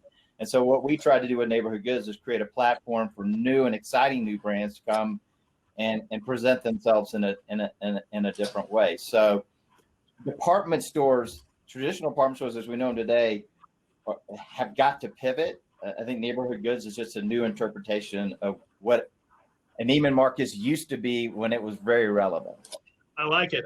That's a great end. So Heather McLean, so great to see you, from the Chief Operating Officer of National Partners, CB Richard Ellis. Susan Oledge, always a pleasure. ESLP Partners, they're the star in Frisco. Mark Messenter, Open Realty. We talked about commercial real estate. It's going to be real interesting. It'd be nice just to reconvene, 12 months from today and see if we've all pulled out of this. So thank you, North Dallas Chamber of Commerce. It's been a pleasure to participate, and I'll turn it over for the next 10-minute break. Thanks for having us. It's great to be with everybody. Look who just joined us, Joseph Coon from Cox School of Business. Oh, wow, we are privileged. Oh, greetings, everyone. I'm Joseph Cahoon, and I am the director of the Folsom Institute for Real Estate at the SMU Cox School of Business. I'm proud to be a supporting sponsor for this North Dallas Chamber of Commerce event. I want to thank Heather, Susan, and Mark and Chuck for putting together that great panel. And I hope everyone has been enjoying the conversation today. And with that, we're going to be taking a short 10-minute networking break. Thank you. All right. Good morning, folks. I'm Ollie Chandock, president and publisher at the Dallas Business Journal. I think I've met almost everybody on this call. Very happy to be here this morning. I have the privilege of introducing our economic trends speaker. But first, I just want to say thank you to the North Dallas Chamber for allowing us to be a part of this program. We're very excited to be a silver sponsor. And as is usually the case, it's been an absolute pleasure working with Ken and Jeff and Jeffrey and Lizette and the entire team at the North Dallas Chamber. So I want to thank them for obviously hosting this event, but also all of you for attending the program today. So I'm going to get onto it here. We've got a terrific speaker for you this morning. I'm going to introduce to you Ted Jones. Ted is a PhD. He's the Senior Vice President and Chief Economist at Stewart Title. Ted's got a lengthy and very impressive bio, so I'm just going to hit a couple of the highlights. He did his undergrad studies at Colorado State, earned a master's degree in land economics and real estate, along with his PhD in finance from Texas A&M. Before his time at Stewart Title, he served as the chief economist at the Texas Real Estate Center. And Ted's recognized specialties are applied economic and real estate research, property appraisal, and economic analysis. He's also consulted for the lines of Boeing and the Federal Deposit Insurance Corporation. As I have recently discovered, Ted is an accomplished speaker with hundreds of presentations on real estate and the economic outlook for Texas, as well as the entire country every single year. He did 240 presentations last year, spectacular stuff. So please join me in welcoming Dr. Ted Jones. Well, I thank you very much. Honored to be here with you all. So let's just jump into the deep end of the pool, so to speak, and see what this is going to look like, because every speech is different and every presentation is different. So here we go. I decided to go old school this year. Every year I come up with a general topic in the prior October. And when I say old school, think about what we did old school. We started making bread at home. We didn't eat out. We did staycations. That's what I did as a kid, folks. And so I thought of the 3 R's, but not of reading, writing, arithmetic. This is about real estate and the economy. Reinvent, because we have reinvented how we utilize real estate, how we shop, the whole works. Recharge. Think about this. We have set back and assess and reignite. We've got a great economy coming up without question. So we've spent a lot of time at home. And in fact, we've done we've specialized some skills, some of them valuable, some of them not so valuable. I want to know how many thousands of cards this guy had to throw to get that one to stick. Oh, and we've kind of changed our modus operandi, the transportation. They're forecasting record new vehicle sales this year because people don't want to travel with other people. I like what this guy's innovation is: a mop bucket, leaf blower, and an umbrella. Oh, and here's my sad slide. And I've been, guys, this civic disorder, and I don't mean just what we saw yesterday. I mean, and I was a month ago, I was in Portland and Seattle. Civic disorder is not tolerable. You can protest. You can say, I don't like this. That's fine, but don't step over the bounds, folks. Our country was not built on that. That's one of my biggest concerns in the long run from both the left and the right. And by the way, I'm disgusted with politicians of both parties. We'll just put it on the table. So things haven't changed for me in 20 years. So 2020 was the year of the pandemic. In fact, I've got a slide, a little presentation here. It's going to show a physical kind of approximation of what the virus looked like. And here we go. It erupted. It got bigger than anyone thought. It got more people than anyone thought, and it hadn't gone away. This is exothermic reaction when they're making a type of foam. And that's pretty much what describes it. So I've decided that 2021, I'm done with the pandemic. 2021 is the year of the taco. My favorite food, by the way. And I can't think of anything more universal. Well, okay, of course, I do live in Texas, don't I? Than the taco. Oh, by the way, I expect y'all to embrace my year of the taco, and I expect at your next company meeting to get photos of y'all eating tacos.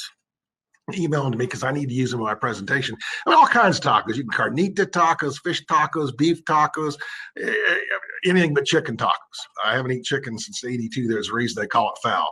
Now, doesn't that look good? And we're getting near the lunch area. Aren't you going to go have tacos for lunch? When you do, you're going to email me a copy of that. Oh, and my wife, remember, a little more than 1 month from now, February 14th, Valentine's Day, my wife is approved. If I make a heart-shaped platter of tacos and do the dishes, we're good to go. I don't have to buy any no chocolates or anything else like that. Tacos have been an integral part of real estate for a long time. Look at this real estate agent in Houston, Texas. $250 in free tacos with purchase of this home. This one, 100 free tacos. That's North Dakota, folks. That's North Dakota. Even the people in the cold lands right now get it. Oh, and this one's amazing. This is Pittsburgh. You'd think they'd have cheesesteak or something like that. No, free tacos with purchase this home. Oh, so let's just jump into the deep end of the pool of what could possibly go wrong right now. Yeah, that's exactly what went wrong on this thing. All right, takeaways up front. I'm going to talk to my residential housing people first. Our homes today have the highest intrinsic value that they've ever had in our lifetimes, because we've spent more time in our home. That means that home has impacted our quality of life and our lifestyle more than it ever has. And as more people get vaccinated, and as we start venturing out, and if and when, not if, but when interest rates rise, I wouldn't even be surprised to see a home value retraction. Not bad, don't get me wrong. This pandemic, yeah, it changed things, but it actually just accelerated certain things. We already had a bunch of trends going. E-commerce is a good example. We already did it. It was already growing. I got a slide coming up. This massively accelerated. Net migration. Previous speakers were talking about people exiting California. And I'm actually speaking this week in Miami to a group of New Yorkers that are in Miami at a conference. And they're concerned about where they need to buy their next properties at. And they're going to Miami, like they're exiting the Northeast. This, first of all, that was an ongoing thing for 20, 30 years. People moving from California to the West and the Southwest, people moving in the Northeast, the Rust Belt down to Florida and the South. Then along came the tax cuts that accelerated it. And now this accelerated again. Oh, some of these changes we're seeing, some are going to be permanent, folks. To make a new habit, on average, takes 66 days of doing something. It can be little as 14 days, or excuse me, little as 18 days, or as many as 264 days if it's not a nice thing to do. But a lot of these things we're doing right now are going. I heard Tillman Fertitta. Tillman owns, well, not despite a couple of casinos, a few things. He owns Joe's Crab Shack and Morton Steakhouse and Landry's and a bunch of other restaurants. I heard him say he expects when the new normal takes place that his sales in restaurants will only be about 75% of what they were before the pandemic because people have changed. In this environment today, normally if I'm talking about Dallas, I'll talk about everything Dallas. We still have all these macro factors going on. The pandemic, and this pandemic's not over. This pandemic is not over until you can get on a crowded elevator, take the last seat on an airplane, or go to a Texas A&M football game and not worry about it. It is not over, and we don't know how it's going to unravel. We'll talk about that. Lowest interest rates in history, another macro factor. And this, we still have political uncertainty, and I don't mean about President-elect Biden or anyone else like that.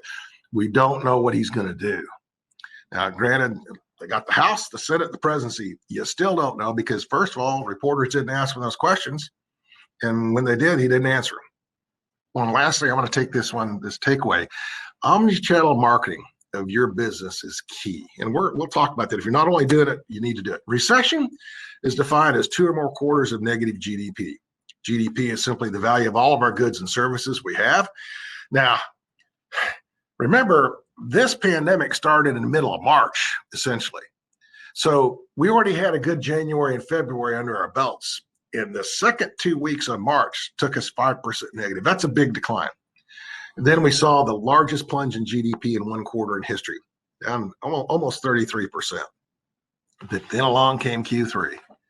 And in Q3, not only were we out of the recession, but it was the biggest gain we've ever seen in one quarter. Now, Goldman Sachs is now forecasting we'll be down 4.6% for the year. I think that's almost a miracle. Oh, and Goldman's saying we'll be at 5.3% for this year, 2021. But can we have another recession? You bet. We could have a double dip real simple. Remember, President-elect Biden campaigned on that if the virus did come back, he would shut it down. If we shut it down for more than 30, 60 days, we will see another recession. I do believe that. Now, we've changed a lot. Think about how change is this thing. This is, well, you can no longer go to a food buffet.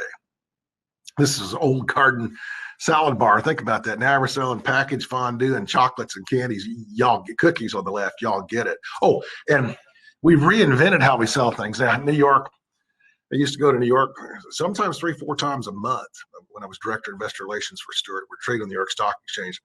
But what I like about being in New York City is you can walk about a block or two from almost any hotel, and there's this little neighborhood grocery store. When I say grocery store, small, but they always had this food buffet. And man, in 3 minutes, you could walk out with 15, 16 times items that were fantastic. But you can't do that anymore.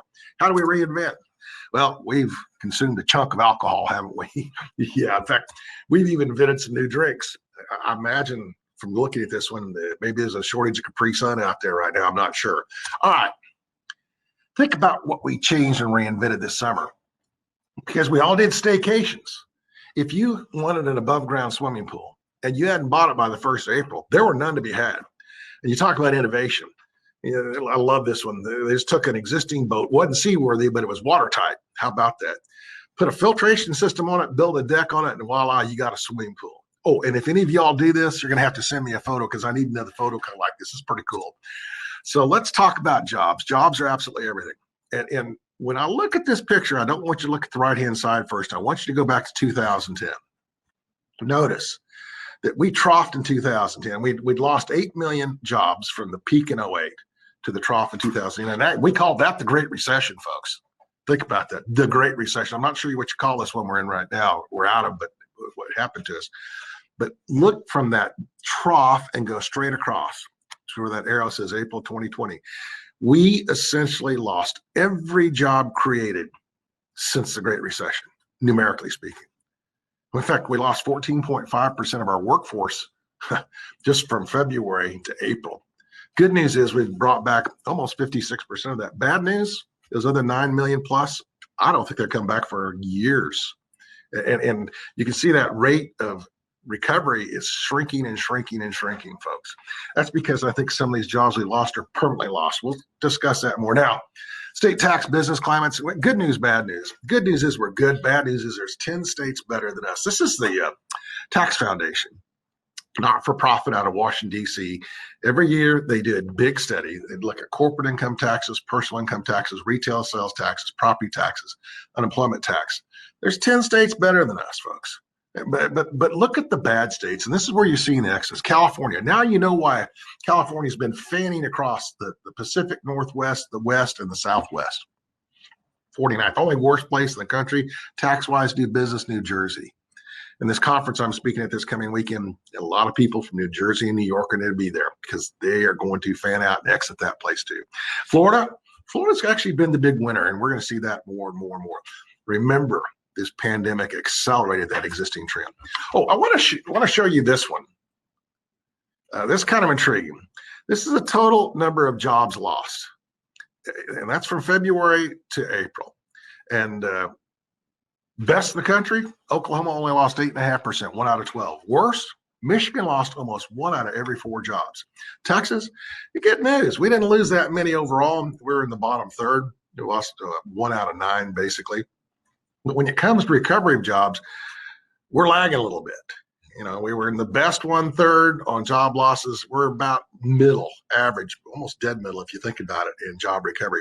Idaho, it brought back almost 96% of all the jobs they lost. Hawaii, on the other hand, 1 out of 4 jobs they had in February are still not there yet. Now, Texas, remember I showed you how the U.S. had lost every job since the trough in 2010? Take a look at Texas and see how good that recovery is still going on. That's a lot of that is firms that are still coming and moving here from all over the country, and actually all over the world if you think about that. Dallas-Fort Worth, you're even better yet. Think about this. Remember the U.S. lost 14.5% of all jobs. Y'all lost just over 10.6%. Let's say around off 10.5%. Pretty amazing. And you recovered 70% of those already. Wow. So incredible on the job situation. Oh, and we got to say this up front, because you hear about all these lost jobs, and even still that big number over there. It is unfortunate that most of the people that lost their jobs were the people who could afford it the least. They were our lower middle income and lower income groups. These weren't high paying jobs. These were not home buyers. These because look what our home sales done. These were not homeowners. We just still are going through the largest refinance wave in history, and you can't refinance if you lost your job. So it's one of the reasons why our retail has held up so well. So anyway, you already heard Dr. Young from NAR. This is seasonally adjusted annualized rate of sales. Now they're talking about this. I don't like this number, because what it does, it looks at the last month and says if they were to continue on that pace, here's what sales were. Green bar in the background, that's median price. But what was amazing about housing sales nationwide is historically in a downturn and afterwards, our luxury of anything, whether it's cars or retail sales or home sales, it retracts a much.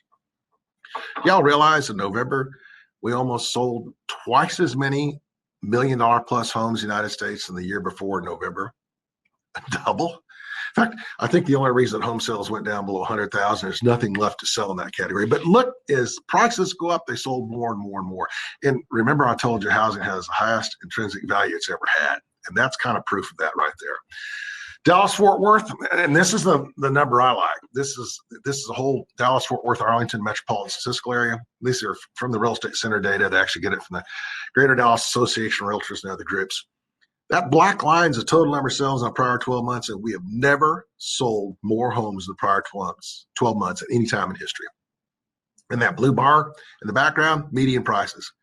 Remember, highest intrinsic value, the highest actual sales price value as we see. I expect home values to continue to go up this year a little bit. And all right, but it depends on where you're at. Now, this is a statistic I developed years ago. I like to look at the number of jobs per new dwelling unit. And a dwelling unit could be an apartment or a duplex, that'd be 2 units, or a fourplex, that'd be 4 units, or a single family home, that'd be a unit, or a mansion, that's a unit. I think you need between 1.25 and 1.5 net new jobs per new dwelling unit. In Dallas-Fort Worth, Arlington MSA, you got 1.8. So you technically underbuilt your market over the last 7-year run. That's pretty amazing. I'm going to just contrast you to where I live here in Houston. Yeah, we kind of overbuilt this market. We have only 1.1 net new jobs per new dwelling unit. So while I see your market holding its value as well, I see other markets potentially slipping in value. Well, it's intriguing to see. And CoreLogic, a lot CoreLogic on their forecast on housing.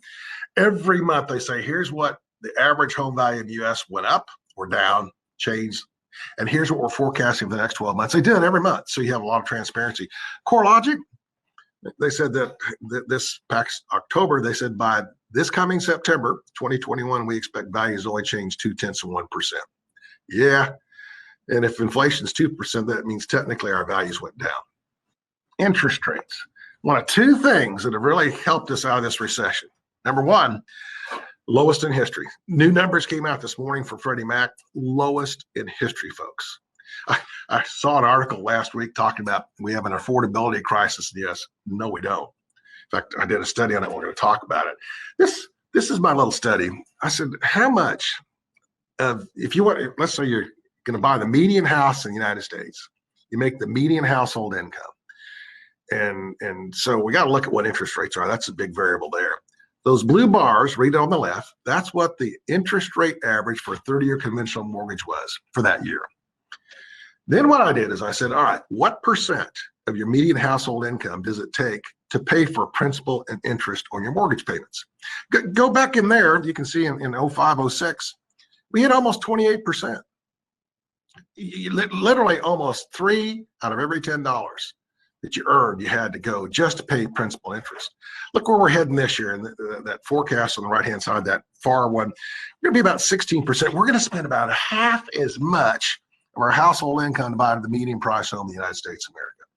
That is phenomenal. And that's why despite rising home values, affordability has been there for people. Now, the second thing that's helped out in this recession and this economic recovery is cheap energy costs, unless you live in an energy producing area. Now, think about Western North Dakota, which is decimated. Midland, Odessa, oh my goodness, folks. Even Houston, Texas, slower recoveries. 0.5% of the U.S. employed group is employed in what we call oil and gas production, mining and logging. That's a category they have. But that means 0.5% are losing from the low energy costs, and 99.5% of households are winning. Costs we have, the more money people have in their pockets, except in oil producing areas. So this has helped us out, cheap energy. That may dissipate. It was just announced yesterday that Saudi Arabia plans to cut back production 1 million barrels per day. The world's burning about 100 million barrels per day. That would kind of, given the elasticity, cause our prices to rise. I'm looking at perhaps $55 average this coming year. So here's why it's going to take years to recover all the jobs lost. Now, I'm going to use oil and gas as an example, but I'm not talking about oil and gas. This is why it's going to take so long jobs to come back. Now, I don't know if you're a wooden roller coaster fan or not, but if you're a wooden roller coaster fan, if you want to ride that as far as industry goes, you want to look at oil and gas. That's got to be the wildest ride there is. Think about this. The U.S. about once every 10, 12, 14 years has a recession. You go in, you go out, you go up, you go down. That's every 10, 12 years, something like that. Look at the roller coaster ride on oil and gas. Just look from 07 to 09. It doubled and then it halved, more than halved. So I want to show you what an industry does to survive in times like we're having right now. But oil and gas has been doing this for decades. So go in there and allow me some generous rounding here. Let's just say the average price of oil from 2010 to the start of 2015 is $100 a barrel. It's about that, not quite. Let's say from 2015 to the start of 2020 is $50 a barrel. What does an industry have to do when their revenues get cut in half? Oh, and if you don't think that happened, talk to any hotel operator, talk to American Airlines or Southwest or anyone else like it. Talk to anyone in those kind of restaurateurs. Some retailers who had to close and their revenues went to zero, TopLogic, if they didn't have online sales. So what do? How do you survive? And here's what the oil and gas industry did. And I think every industry in the United States is doing this as we speak. Go back to the start of 2015, oil was $100 a barrel. We produced 8.9 million barrels of oil that year. In 2019, when oil was $50 a barrel, in other words, your revenue per barrel sold went down 50%. But remember, it's a fixed cost business, as all costs. All businesses have fixed costs. So they had to sell more of a product at a cheaper price just to cover their fixed costs. And that's exactly what they did. Oil and gas industry up production 38%, we'll round it off to 40%. And at the same time, they cut 20% of their jobs. And I guarantee you, every business in America is doing that as we speak today. We're getting lean and mean. We're cutting our costs, and we're trying to sell everything we can. Think about this. In the holidays and Christmas before him, didn't you have a lot of restaurants trying to sell you cards, gift cards to the restaurant? Oh, and you buy a $100 gift card, we'll give you another $20 of cards you get to use. They were getting their cash in early. They were actually pre-selling. They were doing this exactly, increasing their production. That's what went on. You want to talk about retail? I couldn't think of a better picture that a friend sent me than this one to describe retail. Retail's changed, folks. The old stalwarts that we knew, and you wonder how many more are going to follow them, because we don't shop the same way we shopped 12 months ago, and we don't buy at the same places we bought from 12 months ago. Well, this is the new local neighborhood bar. Think about that. You want to talk about a business that kind of flagged? Think about the Northeast, where they still have ongoing shutdowns, and those people may not go back. Remember, a new habit's 66 days. Oh, retail sales, whenever you see the word real, you know that's basically adjusted for inflation. Makes up 70% of GDP, and we plunged in April because we all stay at home. And we cleaned out the grocery stores, and we stayed home after that. And then they went up, and then they dipped down. Why did retail sales dip down in November? You'd think they'd gone up. Because a bunch of those retail sales are food and beverages. And you just don't sell as many people when you have to sit outside like this. This is a place called the Smiths. They have places in Chicago, New York, Washington, D.C., what have you. That's not a lot of tables consume that night, is it? I want to share, when I tell you we're buying different stuff at different places, just zoom down to the second line from the bottom. Non-store retailers, that middle column. Non-store retailer sales went up 22.9% through November of this year compared to last year. That means they don't have a storefront for you to walk into. Pretty amazing. Well, and look what plunged. Clothing and clothing accessories, minus 28.5% in the first 11 months of last year compared to the prior year. I remember with humor last May, depending on which region the country was, guess what the number one clothing sales were? Well, if you were in one of the colder climes, it was a new sweatsuit. And if you're one of the South, it was shorts, T-shirts, and flip-flops. And I'm not kidding on that. But you can see that we're buying different things, and we're buying them at different locations. Notice the things that didn't go down, that went up a bunch. Building material and garden equipment supplies. That's Home Depot and Lowe's, our garden centers. Food and beverage stores. I think my favorite line on that one, where my friend was, for the third time this month, I'm going to go buy enough alcohol to last the month. Yeah, beverage went up. Grocery store sales went up because we're cooking more at home. We're making bread and everything, all this kind of stuff. Talk about e-commerce. Remember I said it was a trend that was already going up? Look what Q2 did. That was amazing. Now, Q3, our COVID rate went down. We opened up. We went out shopping a bit more. We didn't buy quite as much e-commerce, but it didn't go back to where it was. Some of this stuff is sticky up. Yeah, I expect it to slide back a little bit as we get more herd immunity, so to speak, or vaccinated immunity, but we don't know about that. Now, omni-channel marketing, and I've been talking about this for about 3-4 years now. All it says is, in your business, and I'm really including real estate on this one too, you got to do everything. We already have physical location sales. Think of retail, social media, how important it is, radio. My goodness, do y'all know how much more you've been listening to radio, TV, email marketing, of course, direct mail. It is amazing. I mean, look at the top right-hand corner, catalogs. I've gotten 4 new catalogs since the 1st of January. That I don't think I got a catalog in January last year from anyone. And what they're saying is, if you're online shopping, you know what you're looking for, but there's a bunch of other stuff you may not know. And so we see many of the retailers going back to catalogs and, of course, websites, what have you. And what it says to be successful is you've got to optimally use all of these that make sense in your marketing campaign. And of course, real estate, I'm really proud of the real estate industry. Look at the number of properties that are being sold through virtual showings. That's it. Have people that didn't walk in the property. Commercial, I want to talk a lot about commercial. Your housing market's in great shape. Commercial's a different story, folks. But I want to talk about, Mark Twain said it the best. History may not repeat itself, but it certainly does rhyme. Look what happened in the 07, 08, 09 recession. That first yellow arrow. Now look at the right yellow arrow. Do you see they're identical? Yeah, I'm an appraiser. When I was asked in March, what are sales, commercial sales going to do this year? I said they're going to be down 66% on after the fact. And I was told I was nuts. So how did I come up with the 66%? I just looked what happened in 08 after 07, because it was the same thing. I mean, it wasn't that you couldn't get a loan right now, just banks weren't going to make them. Before, banks didn't have the money to loan, but they have it now. And lo and behold, I said we'll be down about 66%. Q3 this year, commercial real estate sales down 60.7%. Real Capital Analytics data. Pretty amazing, folks. Pretty amazing. Now, I want to show you Dallas. Of course, you believe it or not, you all sold more commercial real estate. Each of these bars is trailing 12 months. You sold more commercial real estate, right, in the 12 months into the first quarter of this year than any time in history. But that plunge is working. In fact, here's the plunge. And Q3 wasn't as bad as you thought, but you can see where we did back to 08. You're down 42.1%. Part of that is you have so much business activity, you didn't lose as many jobs. You have so many firms that are looking to move into the Dallas-Fort Worth Metroplex in your market area.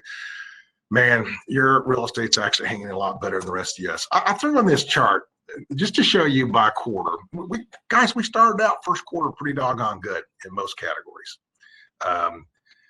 in the US. This is total sales, first quarter, second quarter, third quarter, year to date through the first 3 quarters. And you can see that, well, just do year to date. Apartments down 42.8%. Why? Well, you have moratoriums on evictions. And why would you buy an apartment project if you didn't think you could get rid of the person, evict them, that's not paying their rent? Wow. Industrial, hot property segment, only down 27%. Everything that you don't buy from a storefront comes from industrial building. Like the lady said earlier, I like that. $1 billion e-commerce sales is X number of square feet of new industrial space. I love that kind of professional that knows those facts. Hotels, man, if there is anything that's got to be challenged right now, it's hotels, our leisure and hospitality sector, airlines. Oh my goodness. You can see where we're down. And I don't see this turning. I don't even see it turning by 2023. In fact, one of the forecasts from Business Travel News, I believe, is that we won't see occupancies even start to hedge back up to where they were in 2019 until 2023, with 2024 looking at the rates we may have had, and that may be optimistic. Offices and retail, you can see, are pretty close. But remember, both those already had trends. We talked about the trends.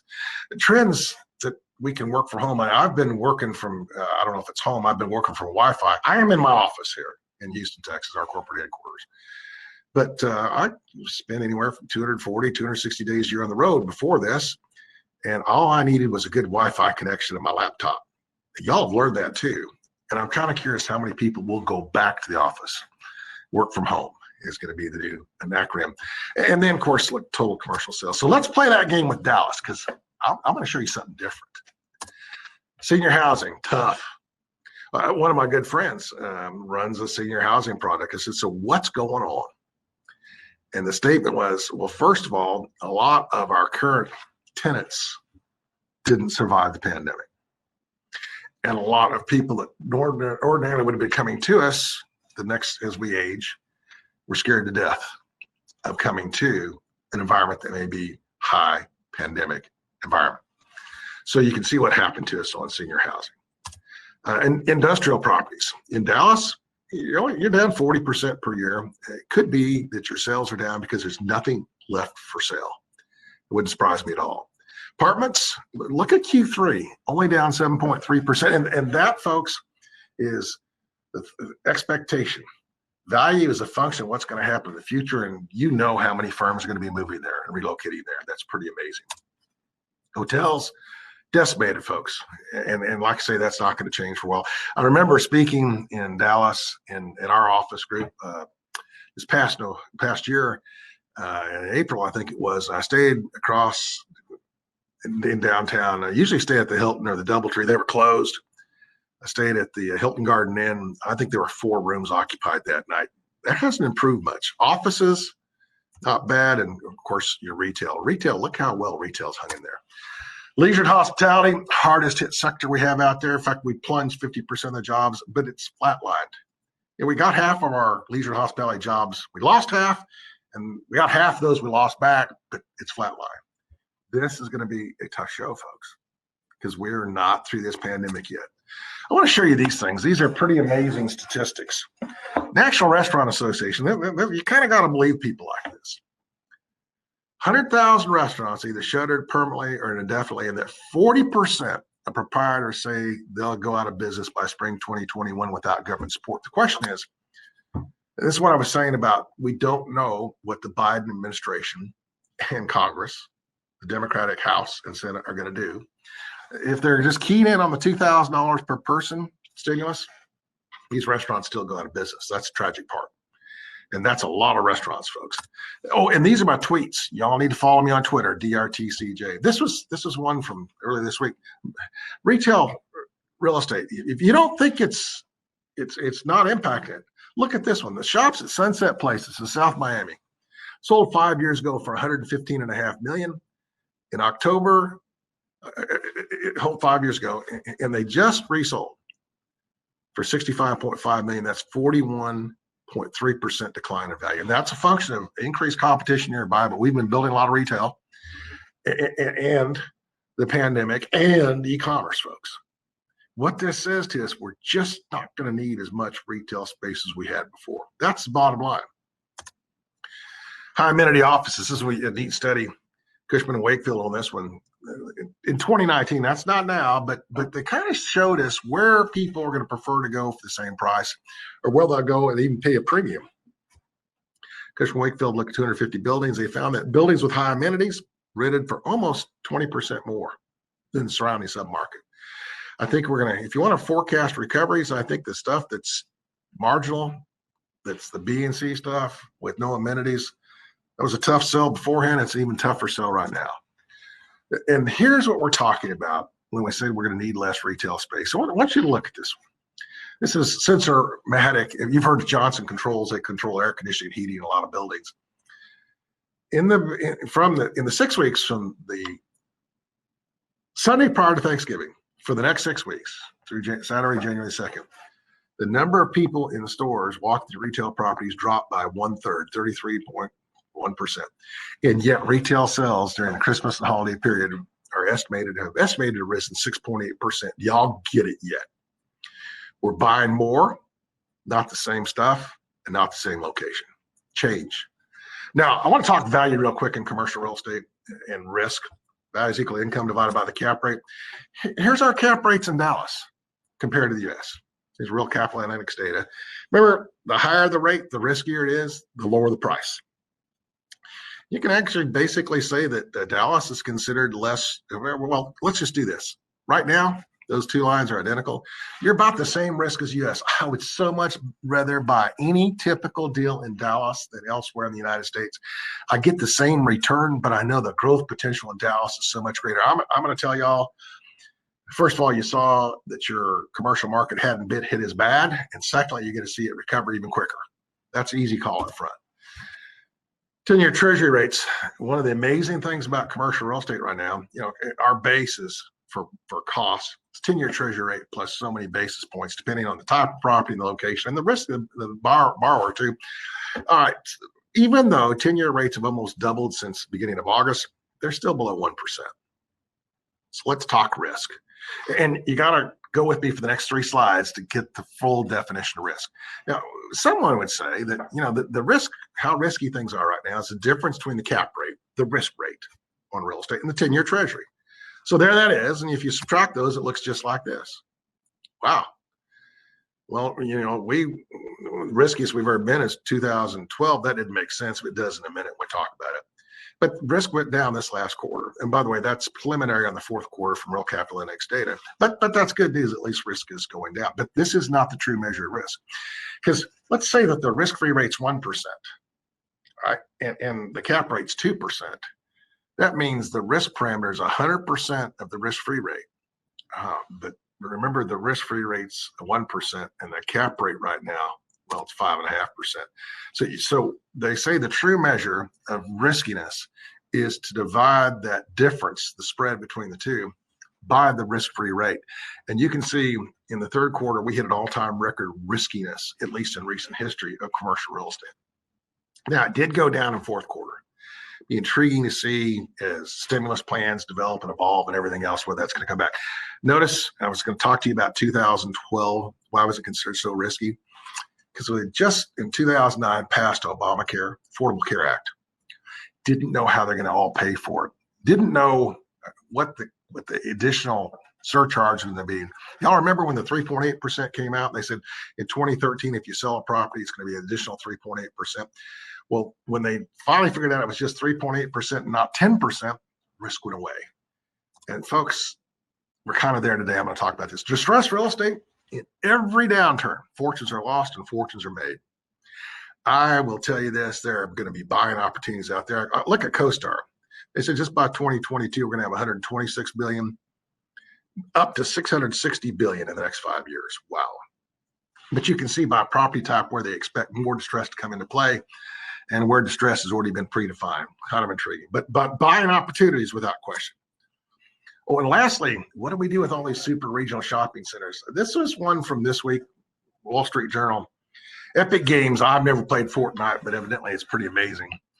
But they signed a contract in Cary, North Carolina. They're going to buy a dying shopping center and develop into 980,000 square feet of corporate office and recreation space. Google's doing the same thing in Los Angeles.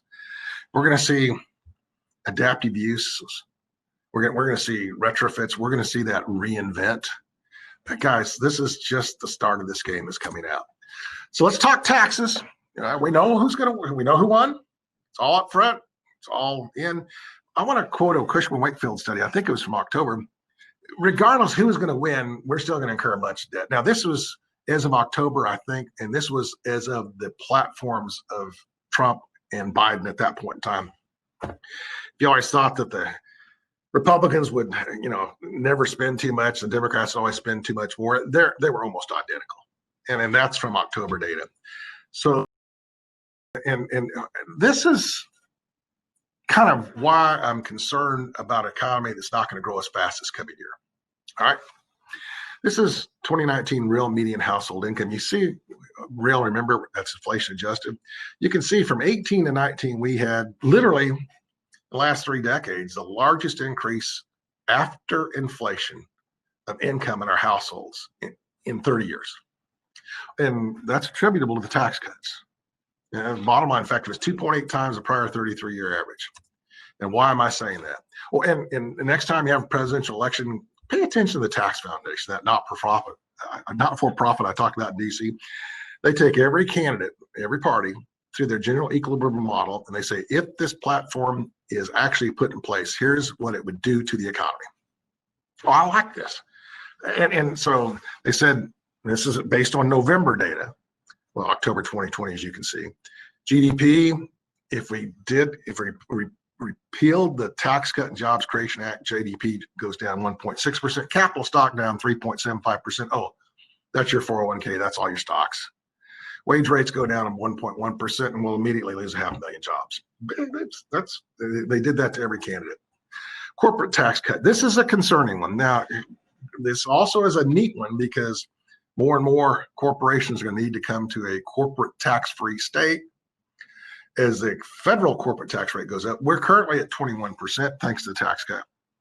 We are currently ranked 19th best out of the 36 economically developed countries. So if you're a manufacturer, you've got to be globally competitive. If that's your product, then you've got to be in a reasonable tax bracket that allows you to do that. If not, you'll go elsewhere, base elsewhere, make elsewhere. President-elect Biden says we're going to repeal the corporate tax cuts. We're going to go back to 28%. That'll drop us to 33rd out of 36, and you will lose some of the manufacturing jobs we got. But here's the gotcha. This is what we don't know. But remember, Vice President Biden, now President-elect Biden, on the campaign trail talked about eliminating capital gains taxes. So when you go to the bottom line, again, this is Tax Foundation's analysis, not mine. Under Trump, we would have been at 20% plus the 3.8%. And they were trying to get rid of the 3.8%. That's why the Supreme Court's hearing on the constitutionality of the Affordable Care Act. But under Biden's plan that he talked about in November anyway, if you make more than 400,000, you can't do a 1031. Oh, and there won't be any favorable capital gains rates, which means our base individual rate can go up to 39.6% plus the 3.8%. And if this were to happen, we go to 43.4% capital gains taxes. First, it will impact the value of commercial real estate. Secondly, you'll see fewer and fewer transactions. Just upfront about what's going to happen. Lastly, I want to talk about minimum wage. By the way, I'm going to say this up front. A family cannot live on $15 an hour. I don't care where you're at. I'll say that up front. But Vice President Biden on the campaign trail very eloquently said we needed a $15 minimum wage. Guys, Congressional Budget Office did an analysis on this. They said good news is $15 an hour minimum wage would lift 1.3 million people out of poverty. That is good news. Would also eliminate 1.3 million jobs. You'd make 1.3 million happy and you'd devastate another 1.3 million. My takeaways: highest intrinsic value housing. Well, you got it. All right. I hope you follow me on Twitter. I hope you start blogging with me. Oh, and isn't it amazing that we had all the tools to handle this pandemic, except the vaccine? We're working on that. But we didn't know we needed them, like e-commerce and everything else like this. It's a pity these guys in this truck don't have a truck to haul the board around. You're supposed to laugh there. Oh, but let me show you where we're at right now, because it's not over. This pandemic is not over. You don't know how long the vaccine's good for. We don't know about the mutations, whether they're going to be there or not. We don't know this stuff, folks. Remember, jumped off in the deep end of the pool, that one up front. Here's where we are today. We are right there. Wow, that's not pretty, is it? In other words, we're a good spot. We're right here, but that next step, folks, is tough. And that's why we don't know how this thing's going to play out. A lot of uncertainty out there. But I will tell you this, your economy in Dallas is going to be able to handle it as good as anyone out there. So let's talk tacos.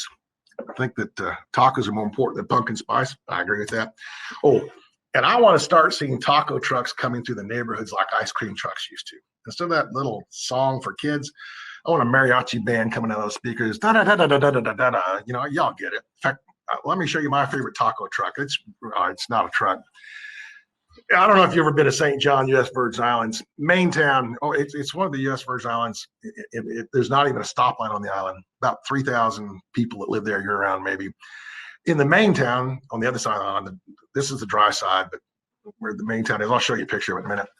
There's this place called the Lime Inn, and it's an old restaurant in St. John, and their specialty is Caribbean lobster on the char grill. Oh man, would that make a great taco or not? But a couple of years ago, they created the Lime Out. They stuck it over on the east side of the island. And the only way you can get there, you have to have a boat to get served, or a dinghy or something like that, because their drinks specialty is a chili infused blue agave based tequila. You'd get there and be happy, and you probably wouldn't get home. Oh, and here's one of the pictures from a foodie group of their food. Are you hungry now for tacos? Oh yeah. So I look forward to being on. This is the wet end of St. John. Yeah, isn't that a beautiful place? Oh, see those things out there on the peninsula? I own one of those units. It's Gallows Point Resort. Kind of just to the right in the middle of the screen, right where that mask goes. It's one of my places. Y'all need to go there. And let's go out to Lime Out and have some tacos. So with that, folks, I think we're good on this one, and we can go from here. What do you think? Wow, Ted. I can't wait to go down and get a taco in St. John at Red Hook Landing and at the Gallows Resort and the Gallows condos there. Fantastic, fantastic. By the way, if anybody's interested, I'm sure Ted would be more than happy to talk to you about the potential of renting his place. So he's been known to do that in the past.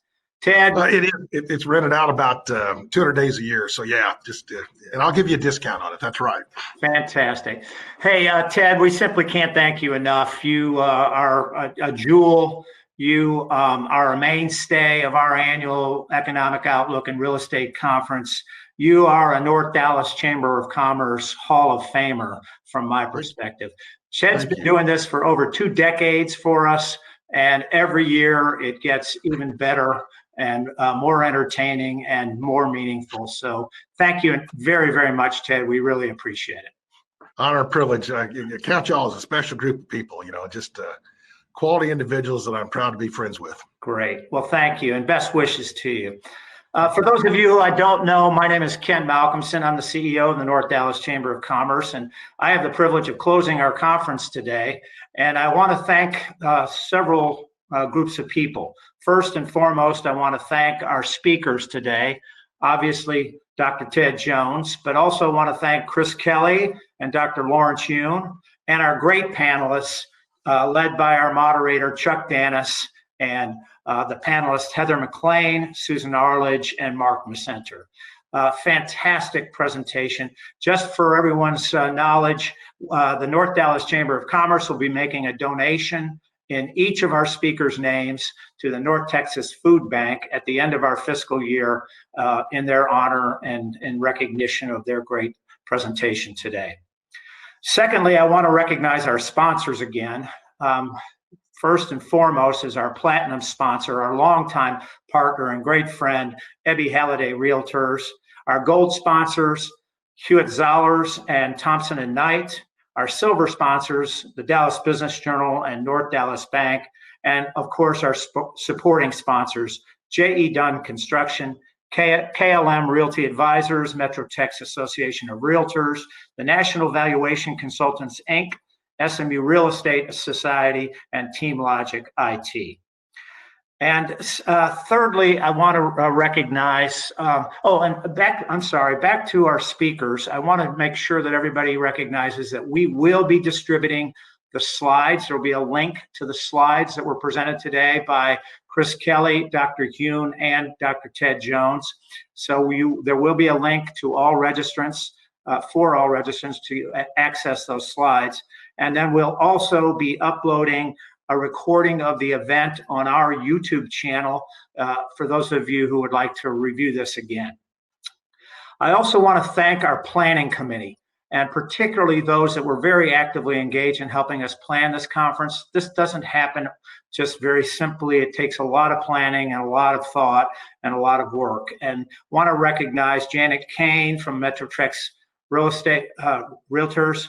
I want to recognize Chuck Danis and Joseph Cahoon, who were identified today as well. Betsy Cameron with Ebby Halliday also played an integral role, as well as Jeff Crow, our board member from the North Dallas Bank and Trust. Thank you to our planning committee.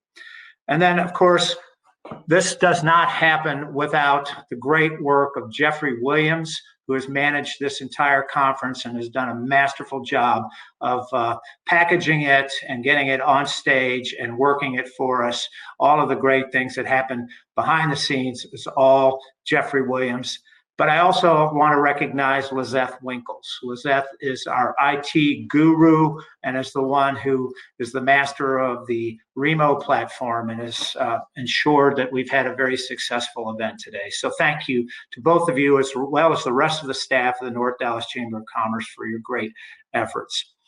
And so last but not least, I want to thank all 200 plus registrants for today's event. You may have seen in the left-hand corner at the top the number of attendees on the Remo platform. We'd also been showing this in a webinar form for those who could not access us through Remo. So during the day, we had over 150 attendees, but over 200 plus registrants. And we can't thank you all enough for your engagement and interest in the programming of the North Dallas Chamber of Commerce. So with that, we are going to adjourn. However, we are going to adjourn back to conversation mode for any of those that would like to stay and do a little bit of additional networking. We'll be back in conversation mode at our tables, and feel free to continue to do that for the next 20 or 30 minutes. So thank you very much for being here today. Hope you all have a great day and a very happy new year.